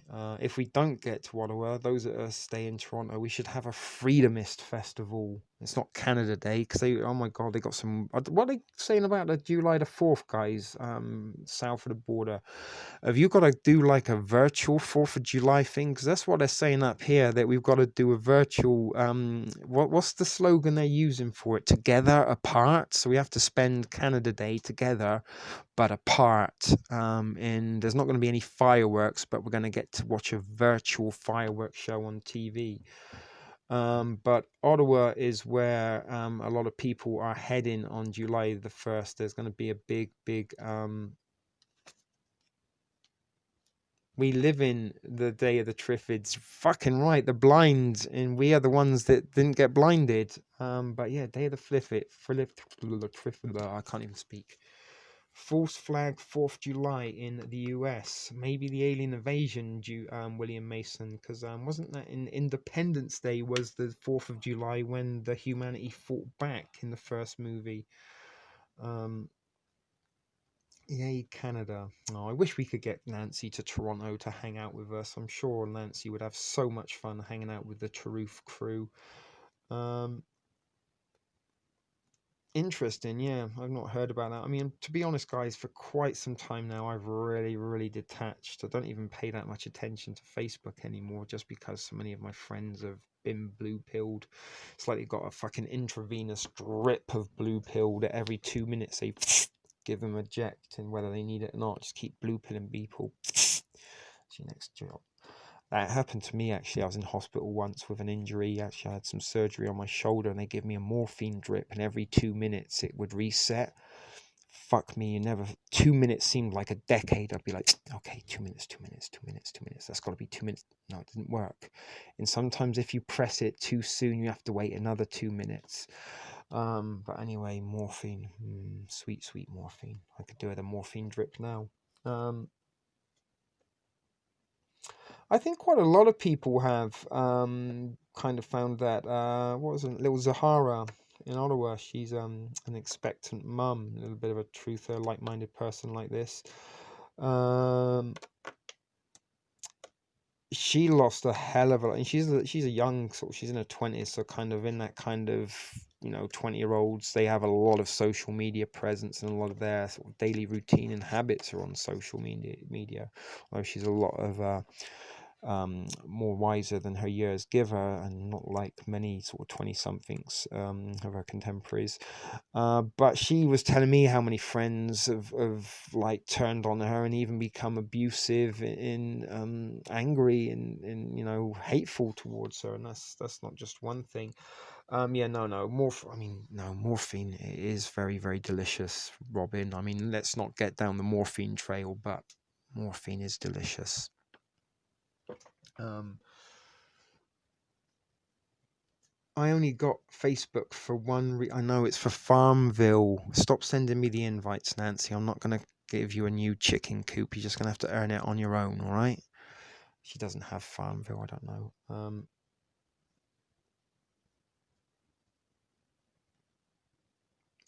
Yeah, and that was it. Well, I don't know how or why I chose to, but I listened to the BBC dramatization. The BBC used to do some really cool radio dramatizations, and I used to like listen to them as a kid, kind of before we had like TV or cable TV and stuff. Sometimes I was sent to bed, and after bedtime, when like sort of the lights were supposed to be out, I had a little transistor radio and an earphone, and sometimes I'd listen to the serialization. And I can remember listening to Day of the Triffids, and it was really, really cool. But I might have to. I'm going to listen to the audio book. I'm going to actually start that tonight and listen to a couple of chapters to get into it. Because yeah, very, very. When I was listening, oh my god, this is so relevant to now. And how the kind of survivors it kind of left, they kind of had to leave the cities and get out of the places and kind of get back to sort of the old ways of being self-sufficient and self-sustainable. And what do they do to they tried to do something to genetically modify seeds that produced oil or something. Isn't that right, William? If I can remember. And it was going to kind of put a dent to like oil and petroleum industry, that these plants would be able to produce cheap oil.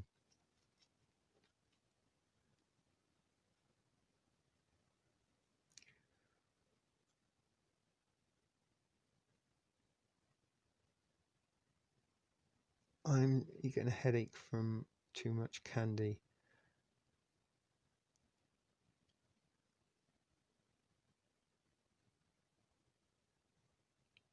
Hemp. Sorry, I lost my train of thought then. I was reading some of the comments. I need some more water. But yeah, Day of the Triffids, very interesting. I'm going to look into a little bit more about that. And then the Triffids they're very crafty, those Triffids. They used to like knock down fences. They used to lean on the fences to make them knock down. And they removed human sight, because humans, if they could see what was going on, that was their biggest power, right? So once they removed their sight, everybody was blind, a little bit like people are being blinded now with the COVID propaganda. I have purchased a shit whack of candy from Amazon. Oh my god, you know what we could do? I could eat Japanese candy. I've got a whole box of Japanese candy. Do you want to see me eat Japanese candy, guys? I can eat Japanese candy. I've also got... I'm not going to eat this now. I've got to go and enjoy. There's a 24-hour Portuguese ration I could possibly bring on a Tea and Friends expedition. We could all eat a ration together. Medea, Becky Pamplin. Do you remember I told you that I've got a viewer that counts my burps? Baby Pamplin. You've got to love Baby Pamplin. Yes, love Japanese candy. Whoa, so I've got a Portuguese military ration. I've got a Russian. These are the only two rations I've got left, which is kind of why I'm not in any rush to review them, because the comfort of having rations on hand is, I can't explain it to you. You'd have to be a ration enthusiast, I guess, like myself, to kind of understand it. But as a 24-hour, this is the Russian equivalent of FEMA Emercom, and that weighs a fucking ton, people. There's 5,000 calories in there, nearly 4,700 calories. So,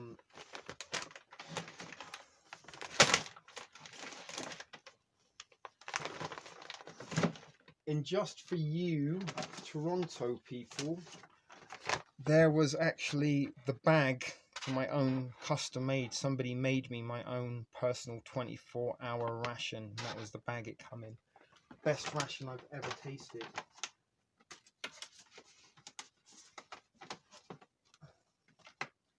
But I was thinking maybe I could bring a ration along.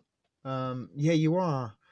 The trouble is, baby P, I think they have a lot of like seafood in it, so I think it's gonna have like tuna. It like really don't like tuna, canned tuna. It smells like hooker vag, or cat food if you prefer. But hooker vag really does put you off tinned tuna for life. But yeah, I thought perhaps maybe on one of our tea and friends I could bring a ration with me and we could review it together, because some of you guys love my ration reviews, baby P especially, just for the burps.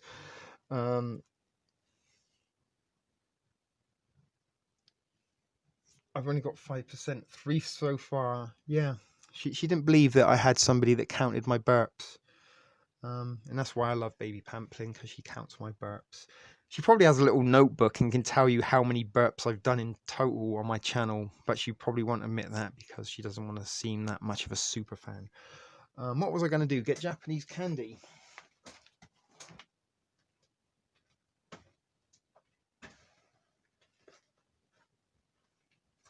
And it's kind of, I feel bad because as some of you may know, I did purchase this a while ago, and I was actually gonna review this with the girls at work, in particular Tenzin, bless her, because she wanted to start her own YouTube channel for 17. I think that was was that the 24? I did a whole 24-hour ration in one sitting.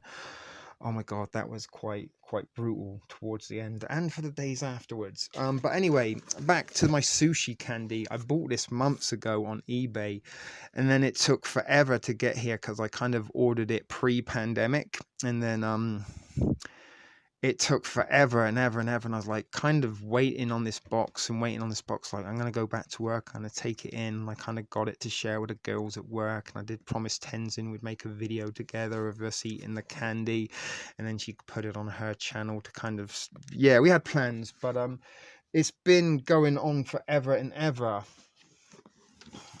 So I have eaten some, but I've got all this Japanese candy to eat. There's a little fist.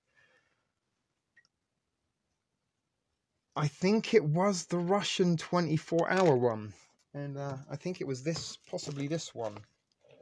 It's empty now, but I kept the packaging because it's super cool. I think it was 17 was the record.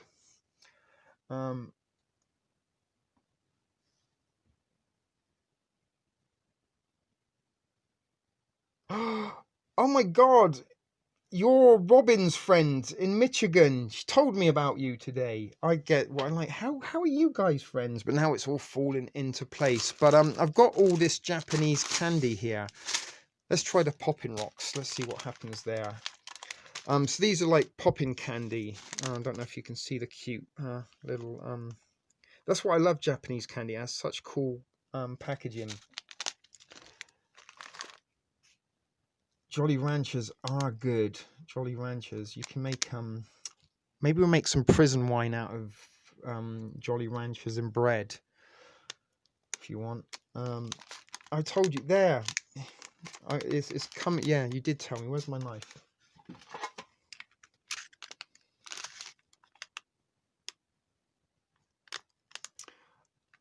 Yeah, I've done quite a lot of substance, Medea. I don't think the candy is. I mean, maybe it will, but don't know if you can kind of. Can I get a little bit out? Oh wait, is it popping candy or is it mint? They look like they might be mints.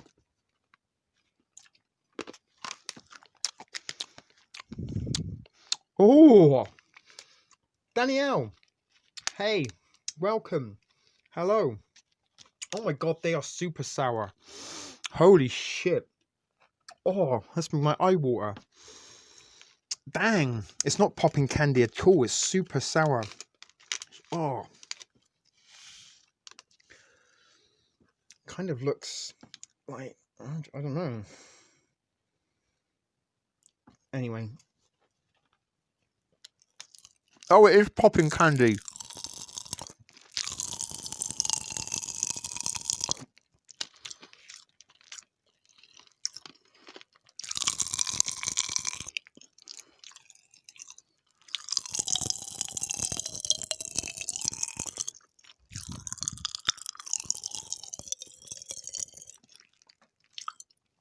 Oh, it does look a little bit, it's still popping. Oh.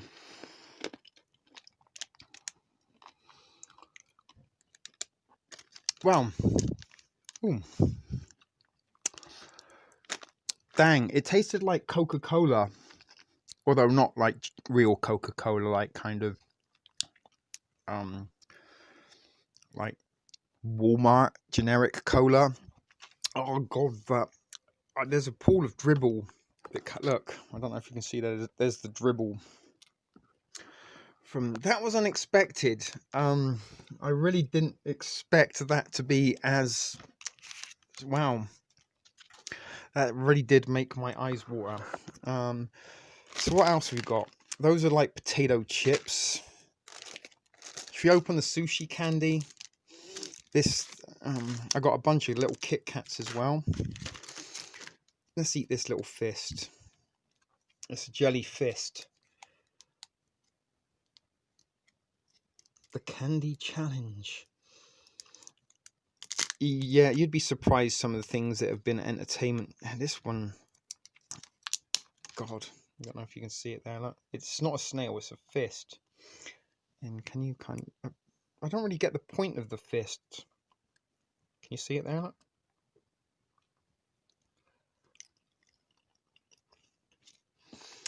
Dude, every night, like around 10:30, 11, fireworks go off. That was a bit shit. That was just like a regular kind of gummy candy. How about these little things?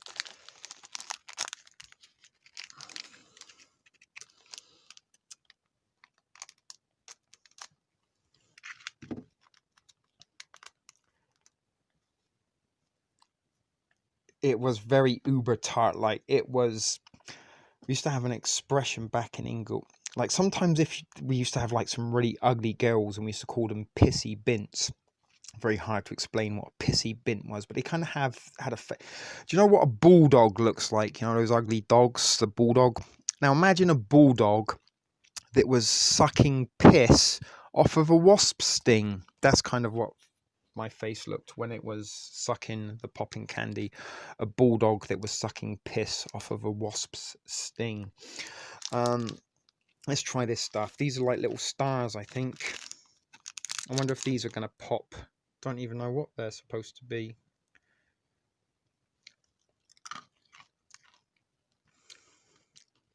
You like that analogy? A bulldog piss licking piss off a wasp sting. These are kind of like, they taste like lemon and lime. Actually, like Mountain Dew. If I had to explain, like when you kind of crunch them up and they get a little bit liquefied, it tastes like Mountain Dew. I don't think it was supposed to taste like Mountain Dew.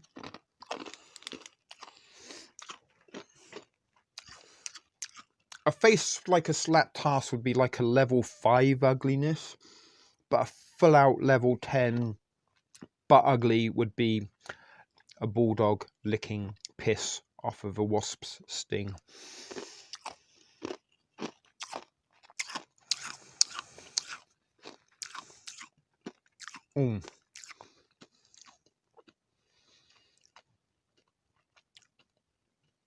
That wasn't as tart as the other stuff. I can't remember what those are. They feel like they're like maybe like pork rind, chicharoni type things. I'm trying to eat some of the little stuff.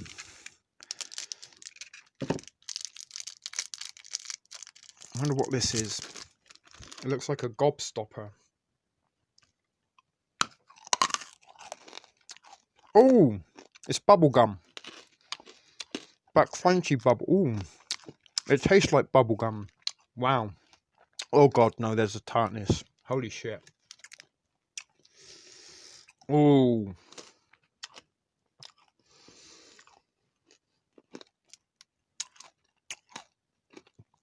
Dang. I don't know what... There is a list of what the stuff is supposed to be.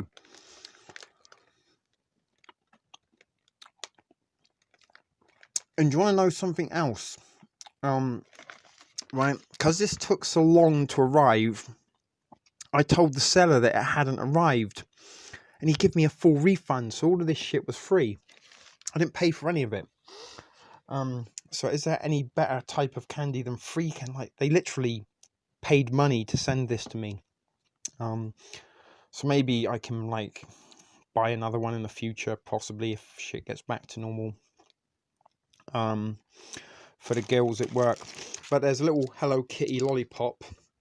I'm pretty sure that's going to be like any other given sucker. I got a whole bunch of Kit Kats. That one, believe it or not, is apple pie flavoured Kit Kat. Yeah.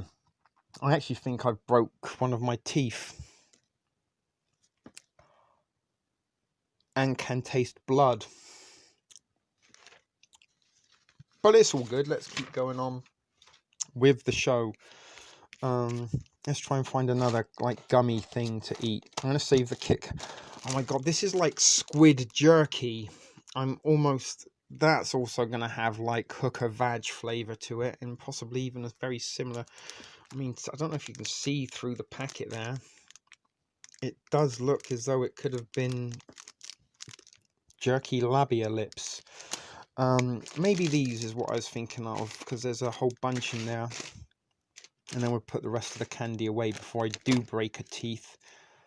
There's some Pokemon chewing gum. I think there are some little mints. Yeah, those are some mints. And that, let's try the thing in the bottle. That looks as though it's going to be like shitty and sickly.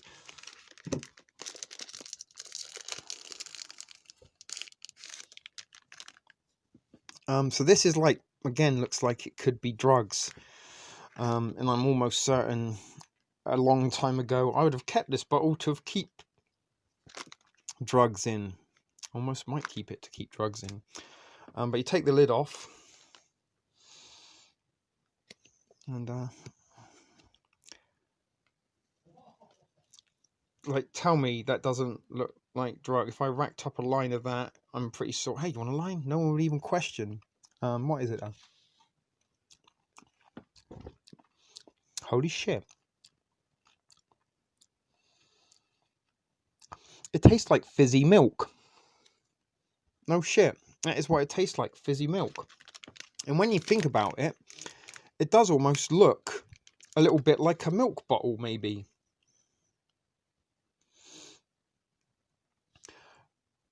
Listen, if somebody wants to donate $100 to the tip jar, I will snort a line of this stuff live on air. No.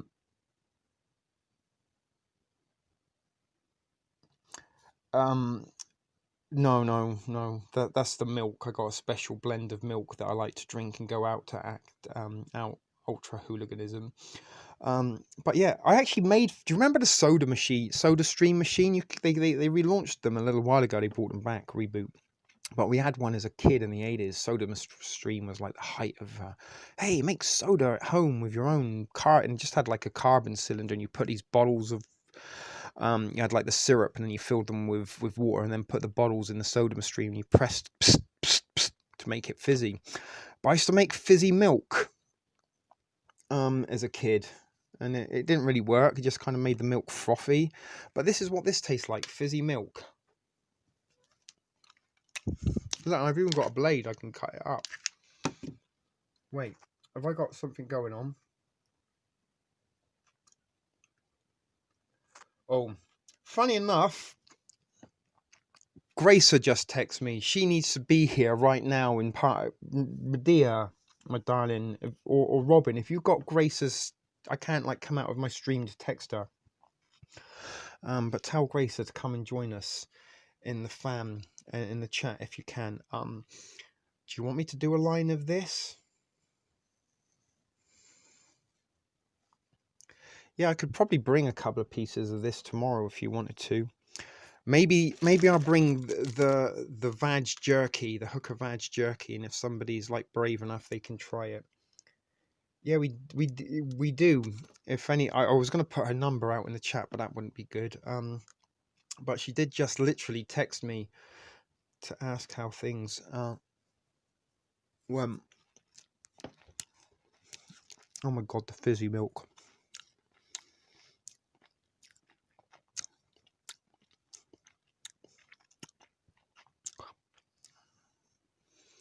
The bonus bow.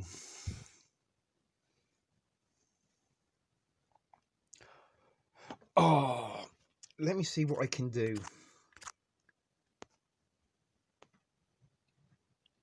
I don't want to see if I come out of this stream. I think I might lose it. Oh well. Don't you have her on Facebook?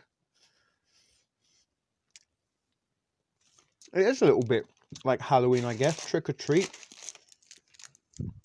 There's a little tiny seaweed covered rice cracker there. I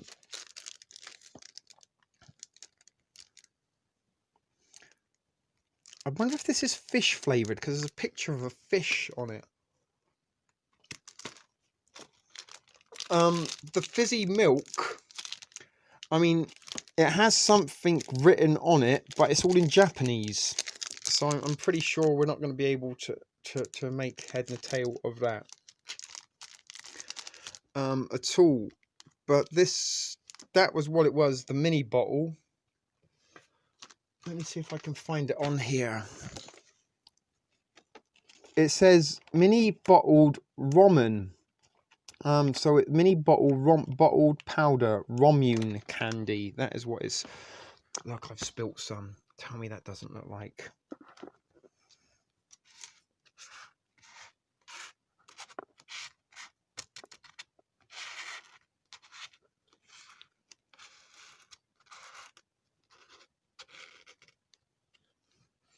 See? But that's what it says. It is bottled ramen candy, spelled Ramune.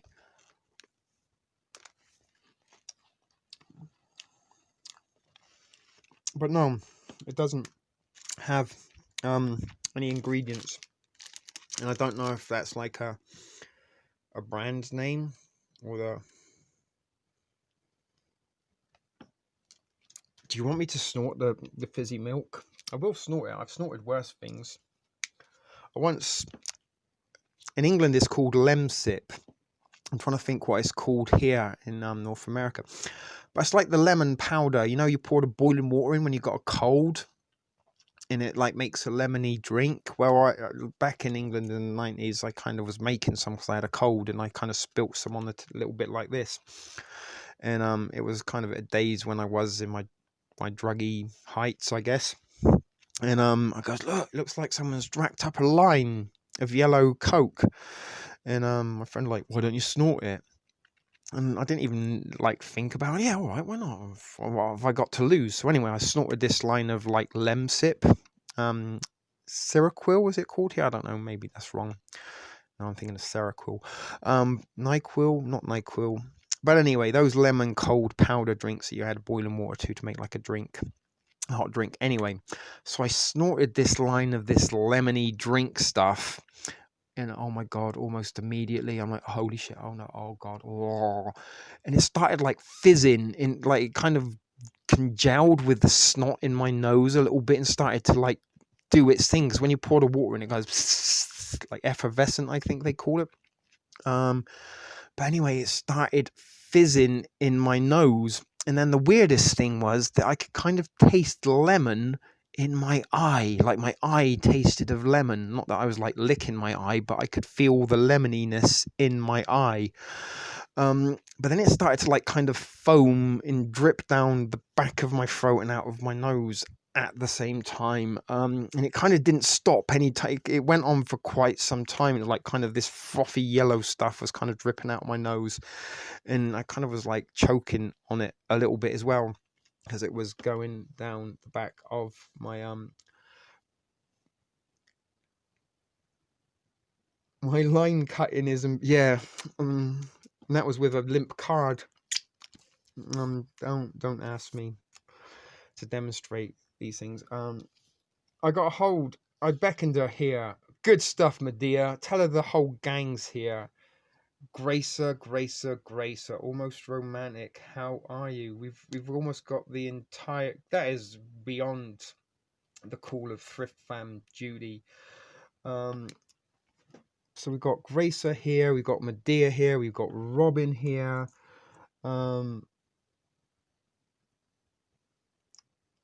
You've been missing all the fun. We've been having quite an entertaining evening here at the Gracie. You don't realize that some of these people, especially the people with the blue wrenches, right? These people have been watching you and I's also almost romantic shenanigans since the first one.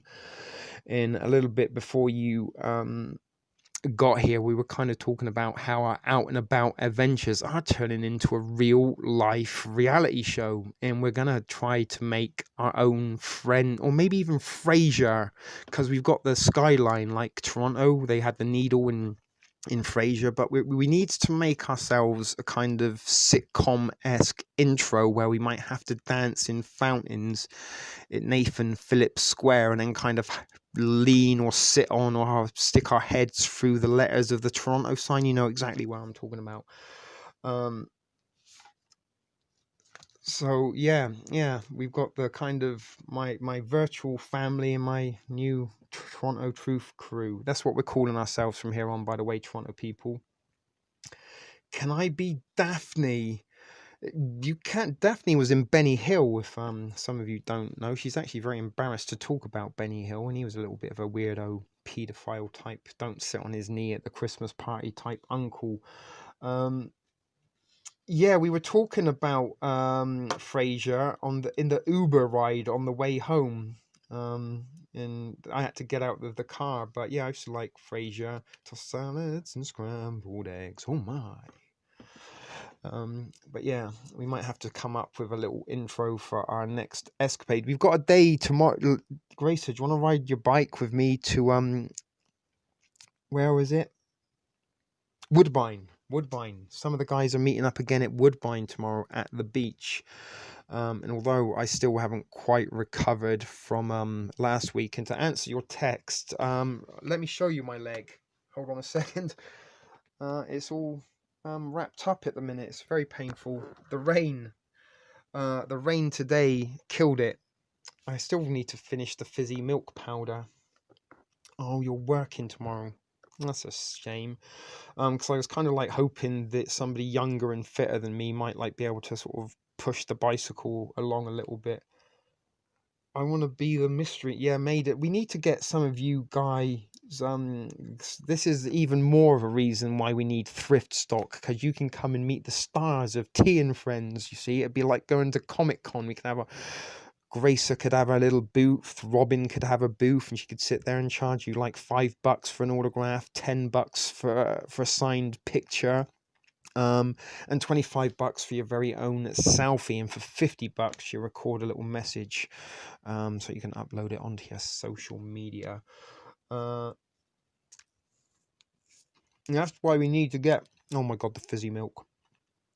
I keep forgetting. This is bizarre. I could get used to it, but I can't quite understand it. Gracer, look at you. You've been here 2 minutes and already your ghetto-ness is showing. You got the first message of the night that got blocked was yours. I could have a fuck off. That would be your t-shirt. We could have a picture of you, like on the front, pointing maybe, saying, fuck off. I live in the neighborhood. That's yeah. It's not an almost romantic adventure or episode, Nancy, unless Gracer tells a stranger or passerby to go fuck themselves. Um,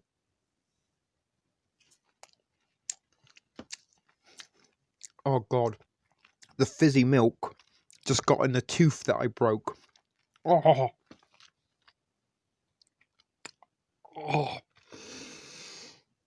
oh my God. That is the weirdest pain I've ever felt. That was worse than when I took a piss in -25 temperatures outside. In It was my first New Year's Eve in Canada, and I'd been to a bar to have a couple of drinks, and I was walking home. And I needed to pee, and I'm like, oh fuck, I need to piss. So I went down an alleyway behind a dumpster, and when you pee, you have to get your junk out, right? And guys, maybe girls, I don't know, but guys, I'm pretty sure you've never ever like took your dick out, took a piss, and with the like wet tip of your dick, then like kind of placed it on a frozen block of ice or like something out of the freezer, because it would stick, like the Christmas movie when he sticks his tongue to the lamppost.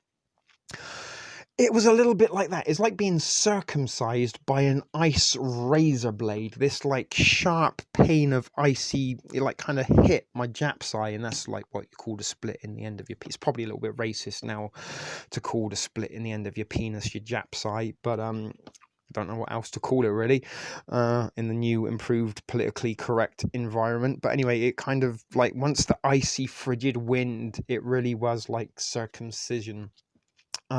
And then the drips, don't even. The paper is that I'm eating Japanese candy. Yeah, I don't go out in the winter time anymore, but the worst thing was I didn't have to just pee once. It was like 4 times I had to pee on my way home, and each time it got worse and worse and worse. Now, the other thing you might not realize, that when it does get down to about like -25, you can get frostbite in a couple of minutes. Literally, you can get frostbite in minutes. Yeah, we used to call it the bell end, but like the bell end is the end, right? The bell at the end, but the Jap's eye is like the split in the bell. I'm not going to get it out to demonstrate. But yeah, I can only imagine. Oh my God, guys, I don't know if you watched. I forgot all about the naked bike riders. So on Saturday at the protest, a bunch of people turned up on bikes that were naked, like completely naked. They weren't even doing anything to like try to cover themselves up. Now, the majority of them were men. Not even like, I'm not going to say they were attractive men, but there weren't really sort of men there that were paying much attention to their physique, should we say. And there were some women, if you could call them that. But it was very, very, very, very hot. Very, very hot indeed. Like, it was sweating standing in the shade. So what I'm kind of thinking was that there was a few of these naked women that were riding bicycles in like very, very hot temperatures. And I had the experience of riding, I hurt my butt riding my bicycle, but I had like underwear and shorts on to kind of soften the blow. All I'm trying to say is, like, these ladies, like, their coochie was rubbing against the saddle and it was 80 degrees already. I'm thinking yeast infection and chafing at the very, very least was the end result of that little escapade. But like, I don't know, like, wouldn't you have put like maybe some padding on the saddle or something? I'm really not, but yeah, that couldn't have been pleasant at all.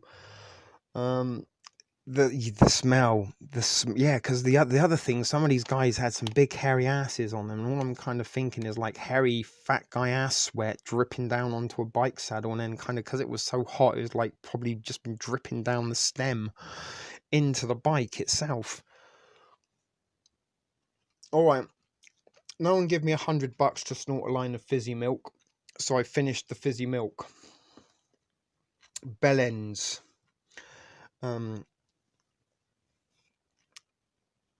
Ugh. But anyway, we got through with the fizzy milk. So the grace of the piece of paper was my menu for my Japanese candy, which I was eating. Does anybody want me to eat more? Shall I eat another piece? What looks good? Oh, that's a pie. I want to save the pie. I know that guy. He's got a cartoon. His name's something Crayon. Itchy Bin Crayon, perhaps.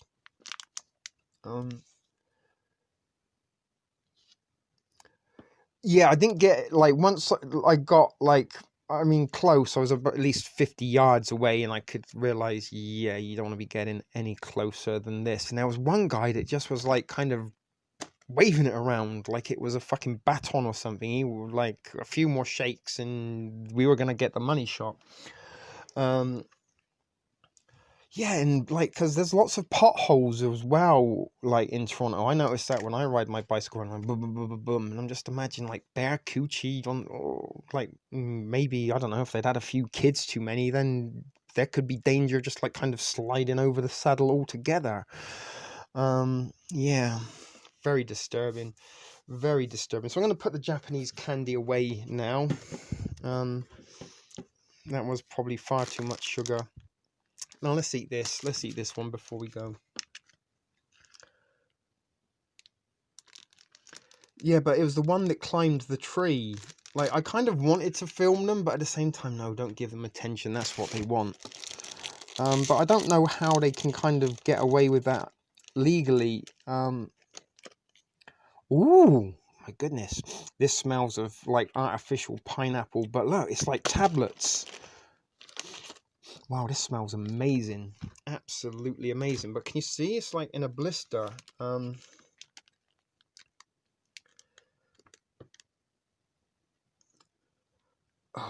all right, I'll eat the Hello Kitty. You want me to? I'm going to eat the candy and the Hello Kitty. So there's the Hello Kitty.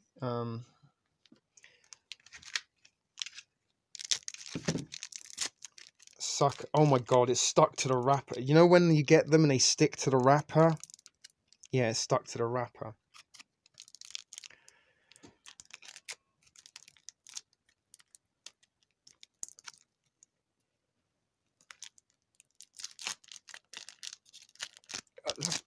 Yeah, it kind of come out. It's very. Is that? Oh, that's plastic. I thought there's a hair stuck onto it. It's very lemony. Kind of tastes like Lysol. Oh my god, and there's a. Why is it also taut?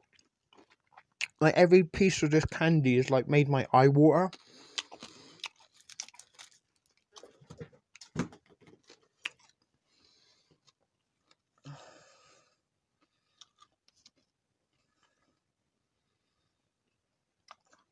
It's very lemony. Like too lemony. Kind of like air freshener lemon. That stuff they spray in bathrooms.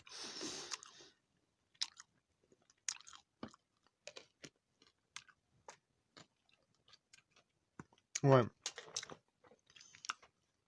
So there was the Helly Kitty. Don't say I don't please my viewers.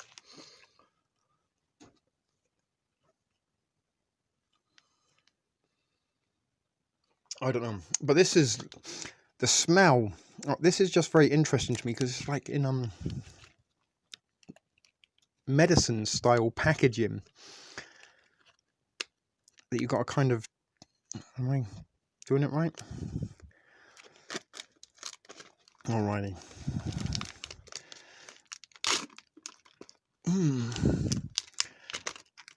And God. Now, Japan's also known for. It's like, oh God. They have some very bizarre adult entertainment, let's say that much. Now, this stuff kind of could almost look like, yeah. Do you know what I'm saying? If I were to stick some on my face and I was a girl, perhaps, of Japanese descent, although not just Japanese, I think European and Western girls also participate in that, but Yeah, it kind of looks like gelatine ejaculate a little bit. Do you want me to kind of... Oh, I dropped some. I was gonna try and stick some on my face, but no, I'm not gonna. Ooh, it's very... It doesn't taste like ejaculate, luckily enough. It tastes like pineapple. But there's a piece kind of stuff. I thought you were able to like make this into like little sushi. That's what I thought. You see, like on the packet.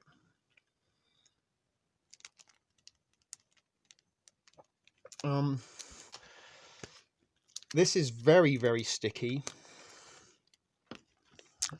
I don't know. You see? Those ones are lemon.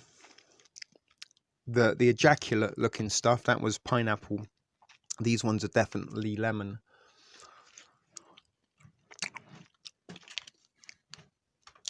And these ones would have... This is supposed to be a fish, you see. This was... Oh my goodness. It could almost be a little clitoris, perhaps. Sorry, it's just the adult humour that we do try to put in here. Some of you are like, did he just say clitoris? And then we'll titillate in your head. I'm not sure if that's strawberry or cherry. Robin, we found a cherry tree today, and that cherries off of a wild tree with the other robin.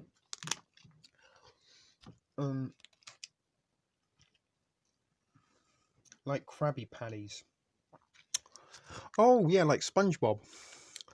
To be honest, that was quite a disappointing experience. Although the gelatine ejaculate was quite funny. Alright, I'm putting the candy away now, guys. So don't say I didn't please whoever it was that wanted me to eat the Hello Kitty. I ate kind of that pussy for you on there. Although not really, it was a Hello Kitty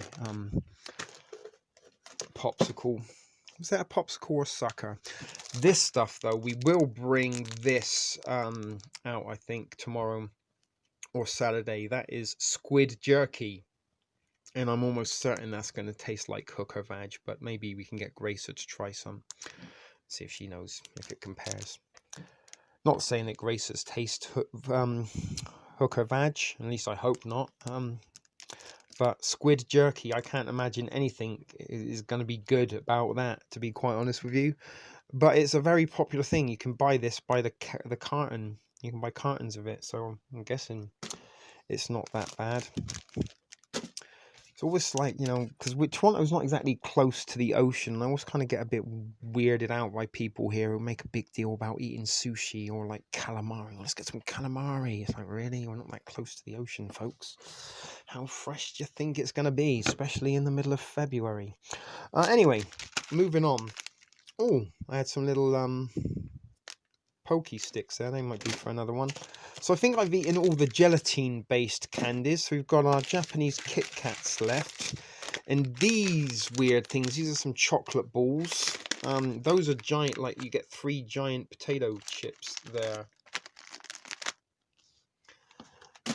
And these are all like kind of weird corn sticks. Alrighty. How long have we been going for? How did we get to 2 hours? Like last time I looked, it was 44 minutes. I'm like, fuck, how am I going to even get an hour's worth of content out of this? And I was thinking maybe we should have a game of shitty cards just to play out, but we don't got the music. And that's not going to be so much fun without the music. So maybe we'll give you a break on shitty cards until next time. What have we got? Can we bring this up? Shall I try? I got 12 minutes. If I kill 12 minutes, that brings it up to 2 hours, 30 minutes. That's a pretty decent sized live show. And at one point, we almost had 20 people, although only 11 have gone. Have we frozen? We could do something with chocolate balls, I'm pretty sure. Frozen? I don't know. So anyway, what am I going to do afterwards? Put that away and kind of scrape off. Not frozen. Letter. Okay, let's have a quick game of shitty cards. I can't even remember how to play this. I don't think we even really knew how to play it, to be honest with you, in the first place. We just kind of made shit up as we go along.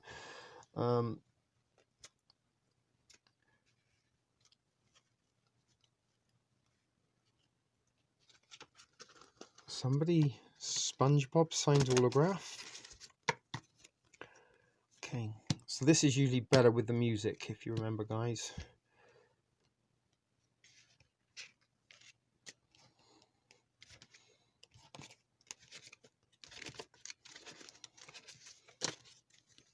We haven't started yet. Those are great possible episode names. I hope you're making a list, Gracer, because we are probably going to go out on a almost romantic out and about a reality show. We're going to have to try and get 24 episodes for the season 1. For our season. Yeah, I know what I'm trying to say. Sorry. All right, so the rules are, how do we play this again? It's 6, right? We do 2 rows of 6.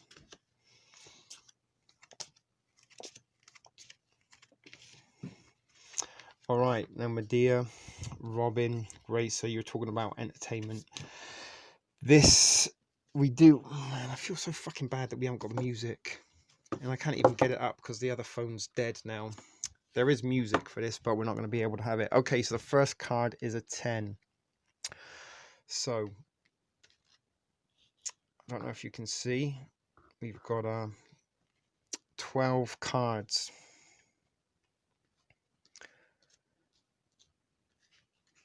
And we go higher or lower. The annual bike, what, the naked thing? Yes, that's what it was. Just keep the candy packages. Oh, the candy packages. There's lots. I can just save the menu. There's one called Magen Gummy. And then there's one called Yumno Kamakai. Melon Pandero. That does sound like a cool episode. Melon Pandero. Anyway, oh, I like their little spelling mistakes as well. They spelt prawn, P-R-O-U-N. Prone. Never mind. Anyway, higher, lower. Okay, everybody. See, BS Swimmer's never even played, but he already gets the gym, and it is lower. It's a 4. Okay, so is it going to be higher or lower than a 4, guys? Higher or lower than a 4? So don't forget, you can pass once, and you get 1 lifeline. There's something else you get that I've forgotten. We haven't played this for such a long time, it seems.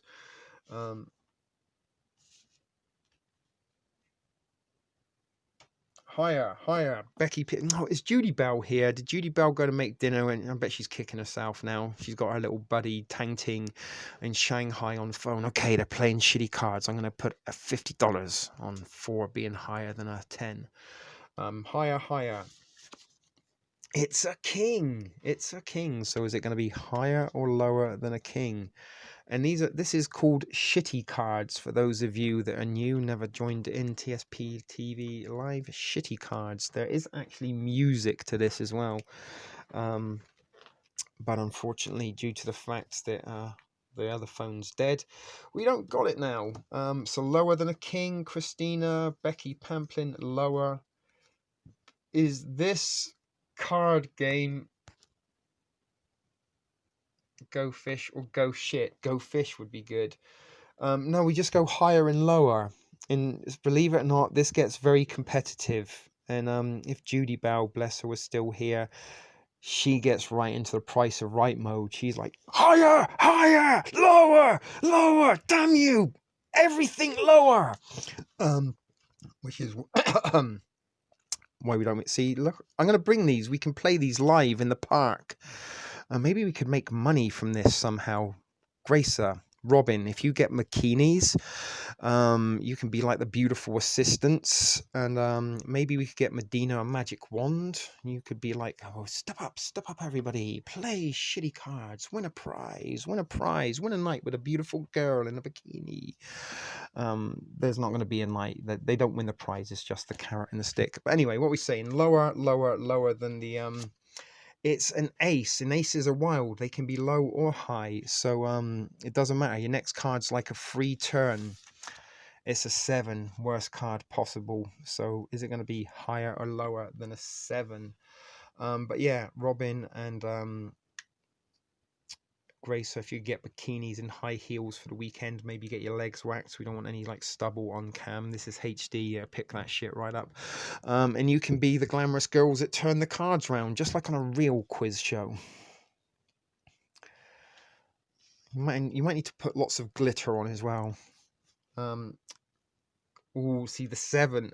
Baby P, good. Baby P's passing. We do need a second pass to confirm. If you guys want to pass, we can pass. See, Nancy wants to see you guys in bikinis. Higher. Okay, nobody else wants to pass. Lower. All right, we've got... oh my goodness. All right, we've got 2 higher and 1 lower, so we're going to go higher. It's a joker. It was higher. Good call, whoever that was. All right, higher than lower than a jet. We're going to try and get this as a call-in game show at some point in the future. Maybe giving away prizes. They're not going to be good prizes. But there we are. So anyway, so we've got a joker. Higher or lower than a joker. Higher or lower than a joker. Beginner's luck.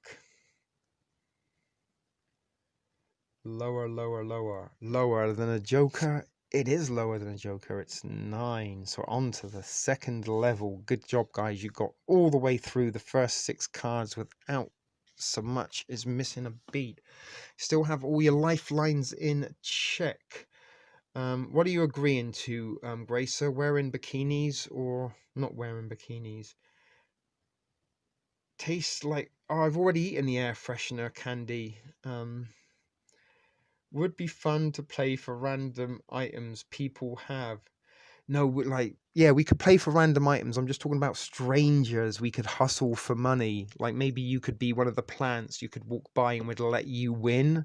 Oh, look, this random stranger just won. Beginner's luck. Come on. She's already won. Why don't you try your hand? And that's when we start scamming the shit out of people. Just like Gracie used to do when she was a pool hustler. Used to hustle men out of money for pool. She's a bit of a pool shark, so maybe we could get that like back, you know, that sharkiness back into Gracer, and we can take shitty cards around the 6 and earn money. I'm happy to cut you in. But yeah, we could play for some chewing gum or a cigarette. Or some rolling papers, or maybe listen, if you let me use your bathroom, if you know what I mean, because bathrooms are hard to find. We found a perfectly functioning bathroom today, Grace. So while we're, you know how sometimes on our adventures bathroom breaks really do kind of cause some problems, but we found a wonderful bathroom down by Dufferin. Was it by Dufferin or Bathurst? Whoa, just like in jail. She is a little bit of a straight up street hustler, just like she schooled that where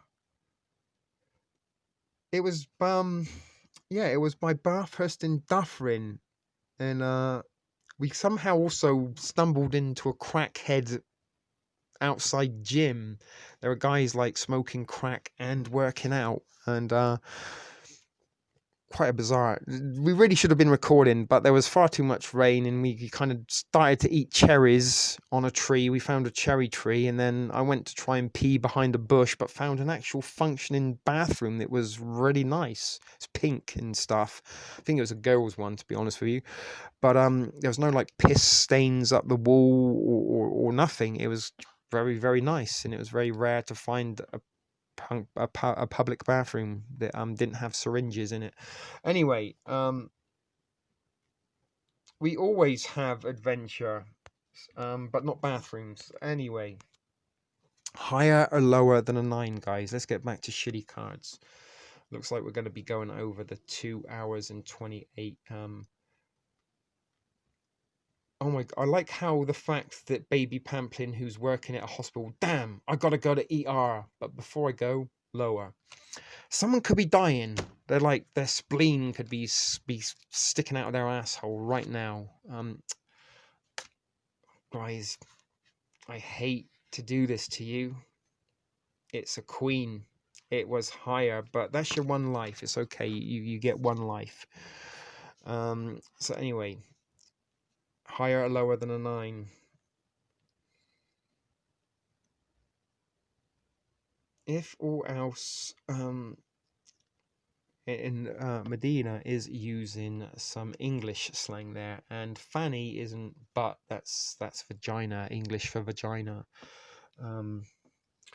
Oh, I never got to tell you the story about what I saw the girl do in Bangkok with a Sharpie in her coochie.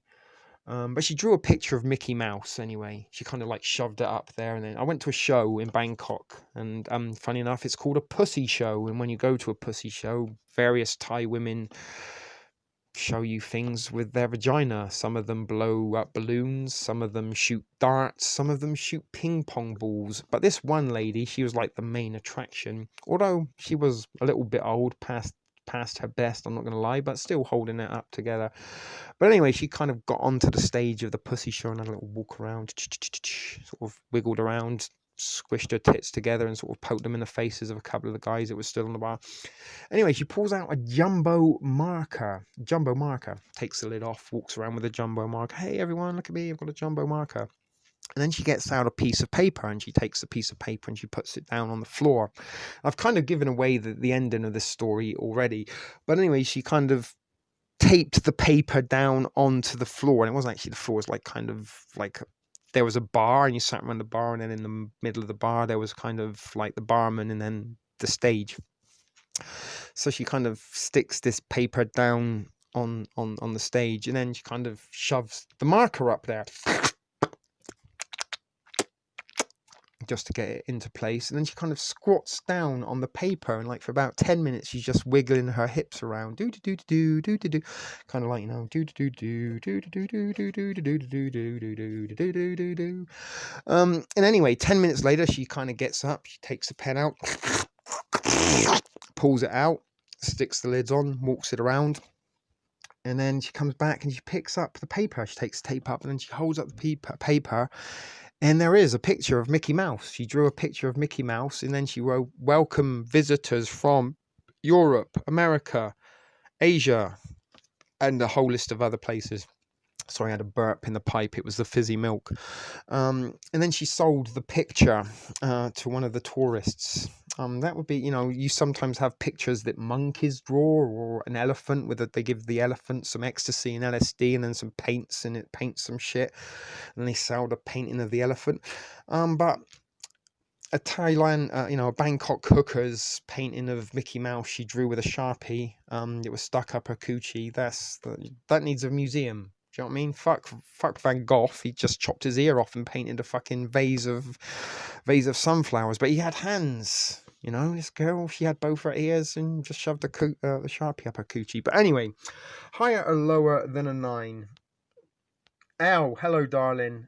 Yes, always be excellent to each other. Love to see you, Al. Even though it is a little bit of a flash visit. I love your little fly on the wall, in and out kind of ninja visits, Al.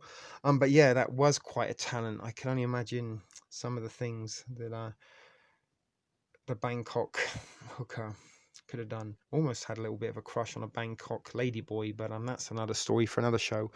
It's just unbelievably hot. I've banged uglier women in this type. I'm like, dang, I know you're a boy, but dang. Anyway, higher or lower than a 9? Let's move on swiftly.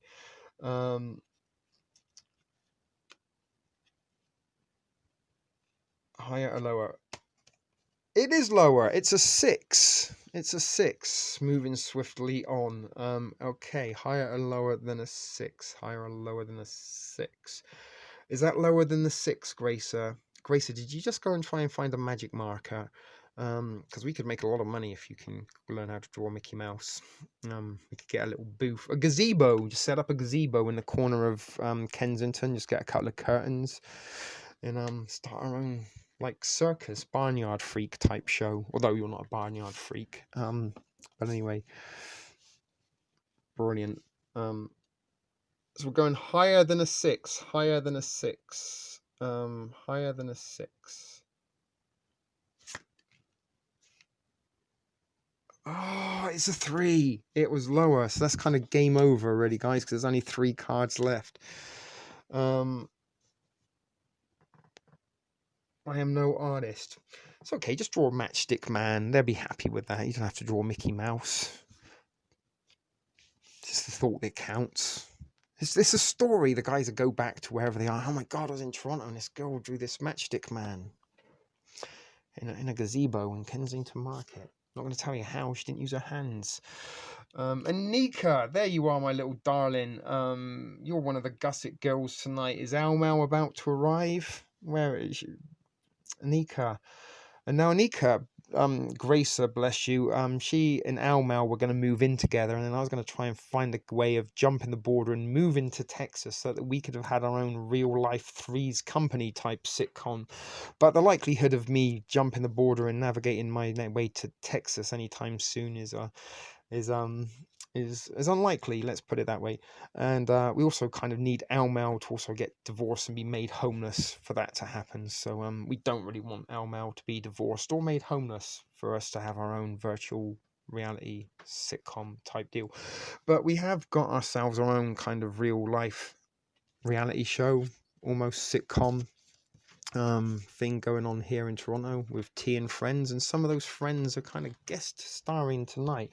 It's kind of like, talk with a cast of the show live. You know what I mean? Kind of like they do with The Walking Dead, even though I know I've never really got the idea of that show. But this is game over. You lost, right? It was lower than a 6. If you went lower, it's a 2, an 8, and the last card was a 5.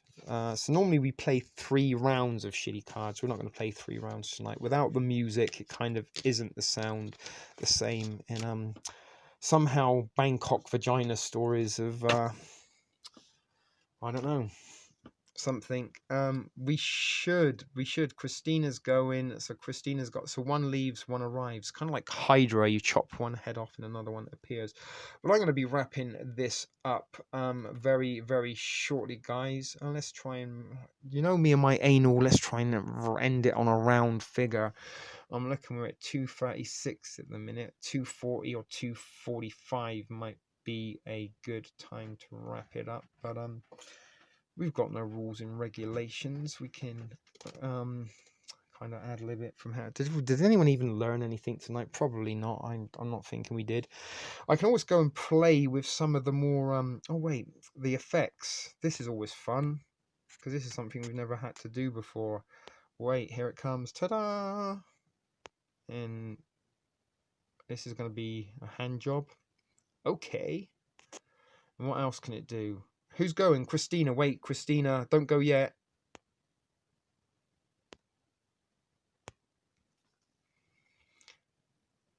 Work, damn you. There it is.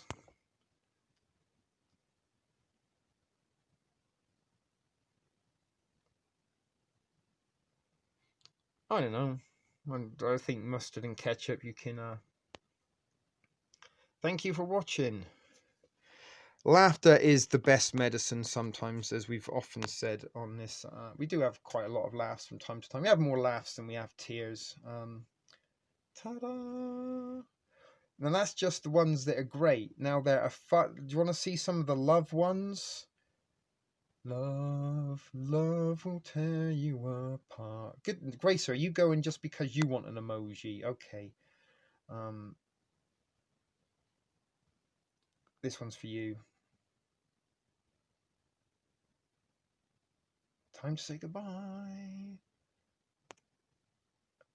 Good night and sweet dreams. Look at that. That was a good one. So we've got some love ones.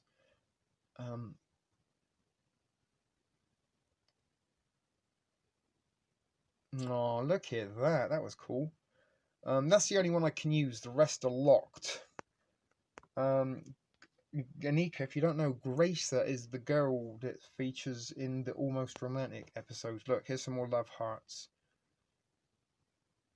Look at that, awesome. Do you want to see some of the fun ones? These are apparently what they call. This is we're gonna have some good times with Prism Stream apps.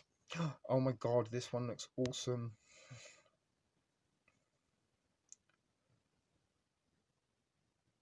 Look at that.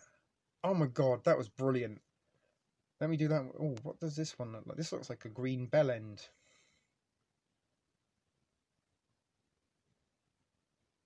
I don't know what that was at all. Oh, this one looks good as well. Look at this one. It was like pickles. Were they pickles? I'm not sure. Were they balloons? Let's look at that again. What do you suppose they were? I like that one anyway. Yeah, I've never used this app before. Oh, there's a dog, I think. What does the dog do? It might be monkeys. It's either a dog or monkeys. It's monkeys. It's dancing monkeys. Oh my god. And that was just the fun ones. Who wants to see some of the OMG ones? Oh, we only get two OMGs.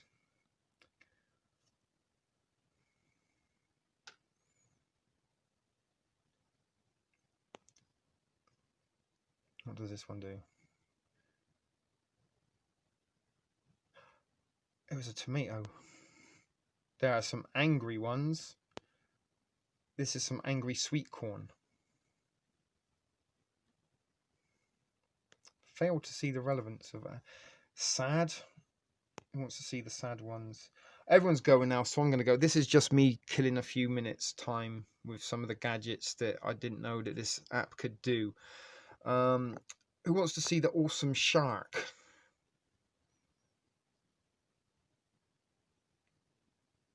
Oh, I was reading the thing. Are they sharks or seals? I knew you would like them, Nancy. Some of these people are easily pleased, Medea. No, I'm just using a new streaming application for the very first time, and it does all these things that you kind of can't do on the YouTube streaming platform. So I'm kind of experimenting. We might not ever see these again, but I think the Queen's coming now. Oh no, it's not. It's someone with a birthday cake on their hat. So that was some of the things that you can do.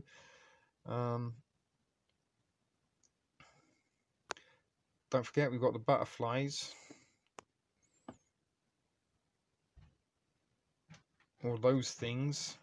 That's a bit shit. You can have some love hearts if you want. Look at that. If it was Valentine's Day to all you ladies out there, it's time to get yourself a plastic lover. Retreat to the bathroom. Get off to the sound of my sexy voice as I bring you to a frenzy with T's sexy talk. $2.99 a minute, $1.99 every minute after. Terms and conditions apply. Hello, ATN. So we're playing with some stuff here. Look, this is fun. Baseball season. A queen can get stuffed. Yeah, I don't really like the queen. It wasn't the queen. It was somebody with a birthday cake on their head. What else can we do? There's some of these things. This is congratulations. Oh, we've seen that already. And I can draw.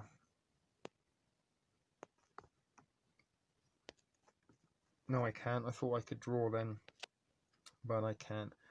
And there are filters also. We can change the filter. See, we can go black and white, mono. It's cool. That one's called Cool 5. That one's called W. I can type messages.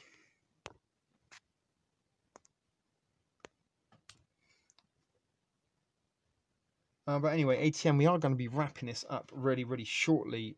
So there are love. Oh my God, Nancy, it was a joke. There wasn't going to be some late night love and sexy talk with T. Stop getting your $2.99 ready. But that was funny. Good to see you, ATN.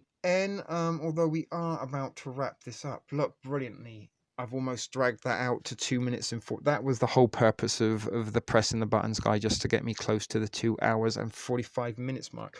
So let's do a little short and sweet thrift prayer for everyone, because we haven't done one for a little while. So take a minute to be quiet, you all. And you do know I am an atheist. So we kind of just pray to whoever's listening up there, and maybe the force.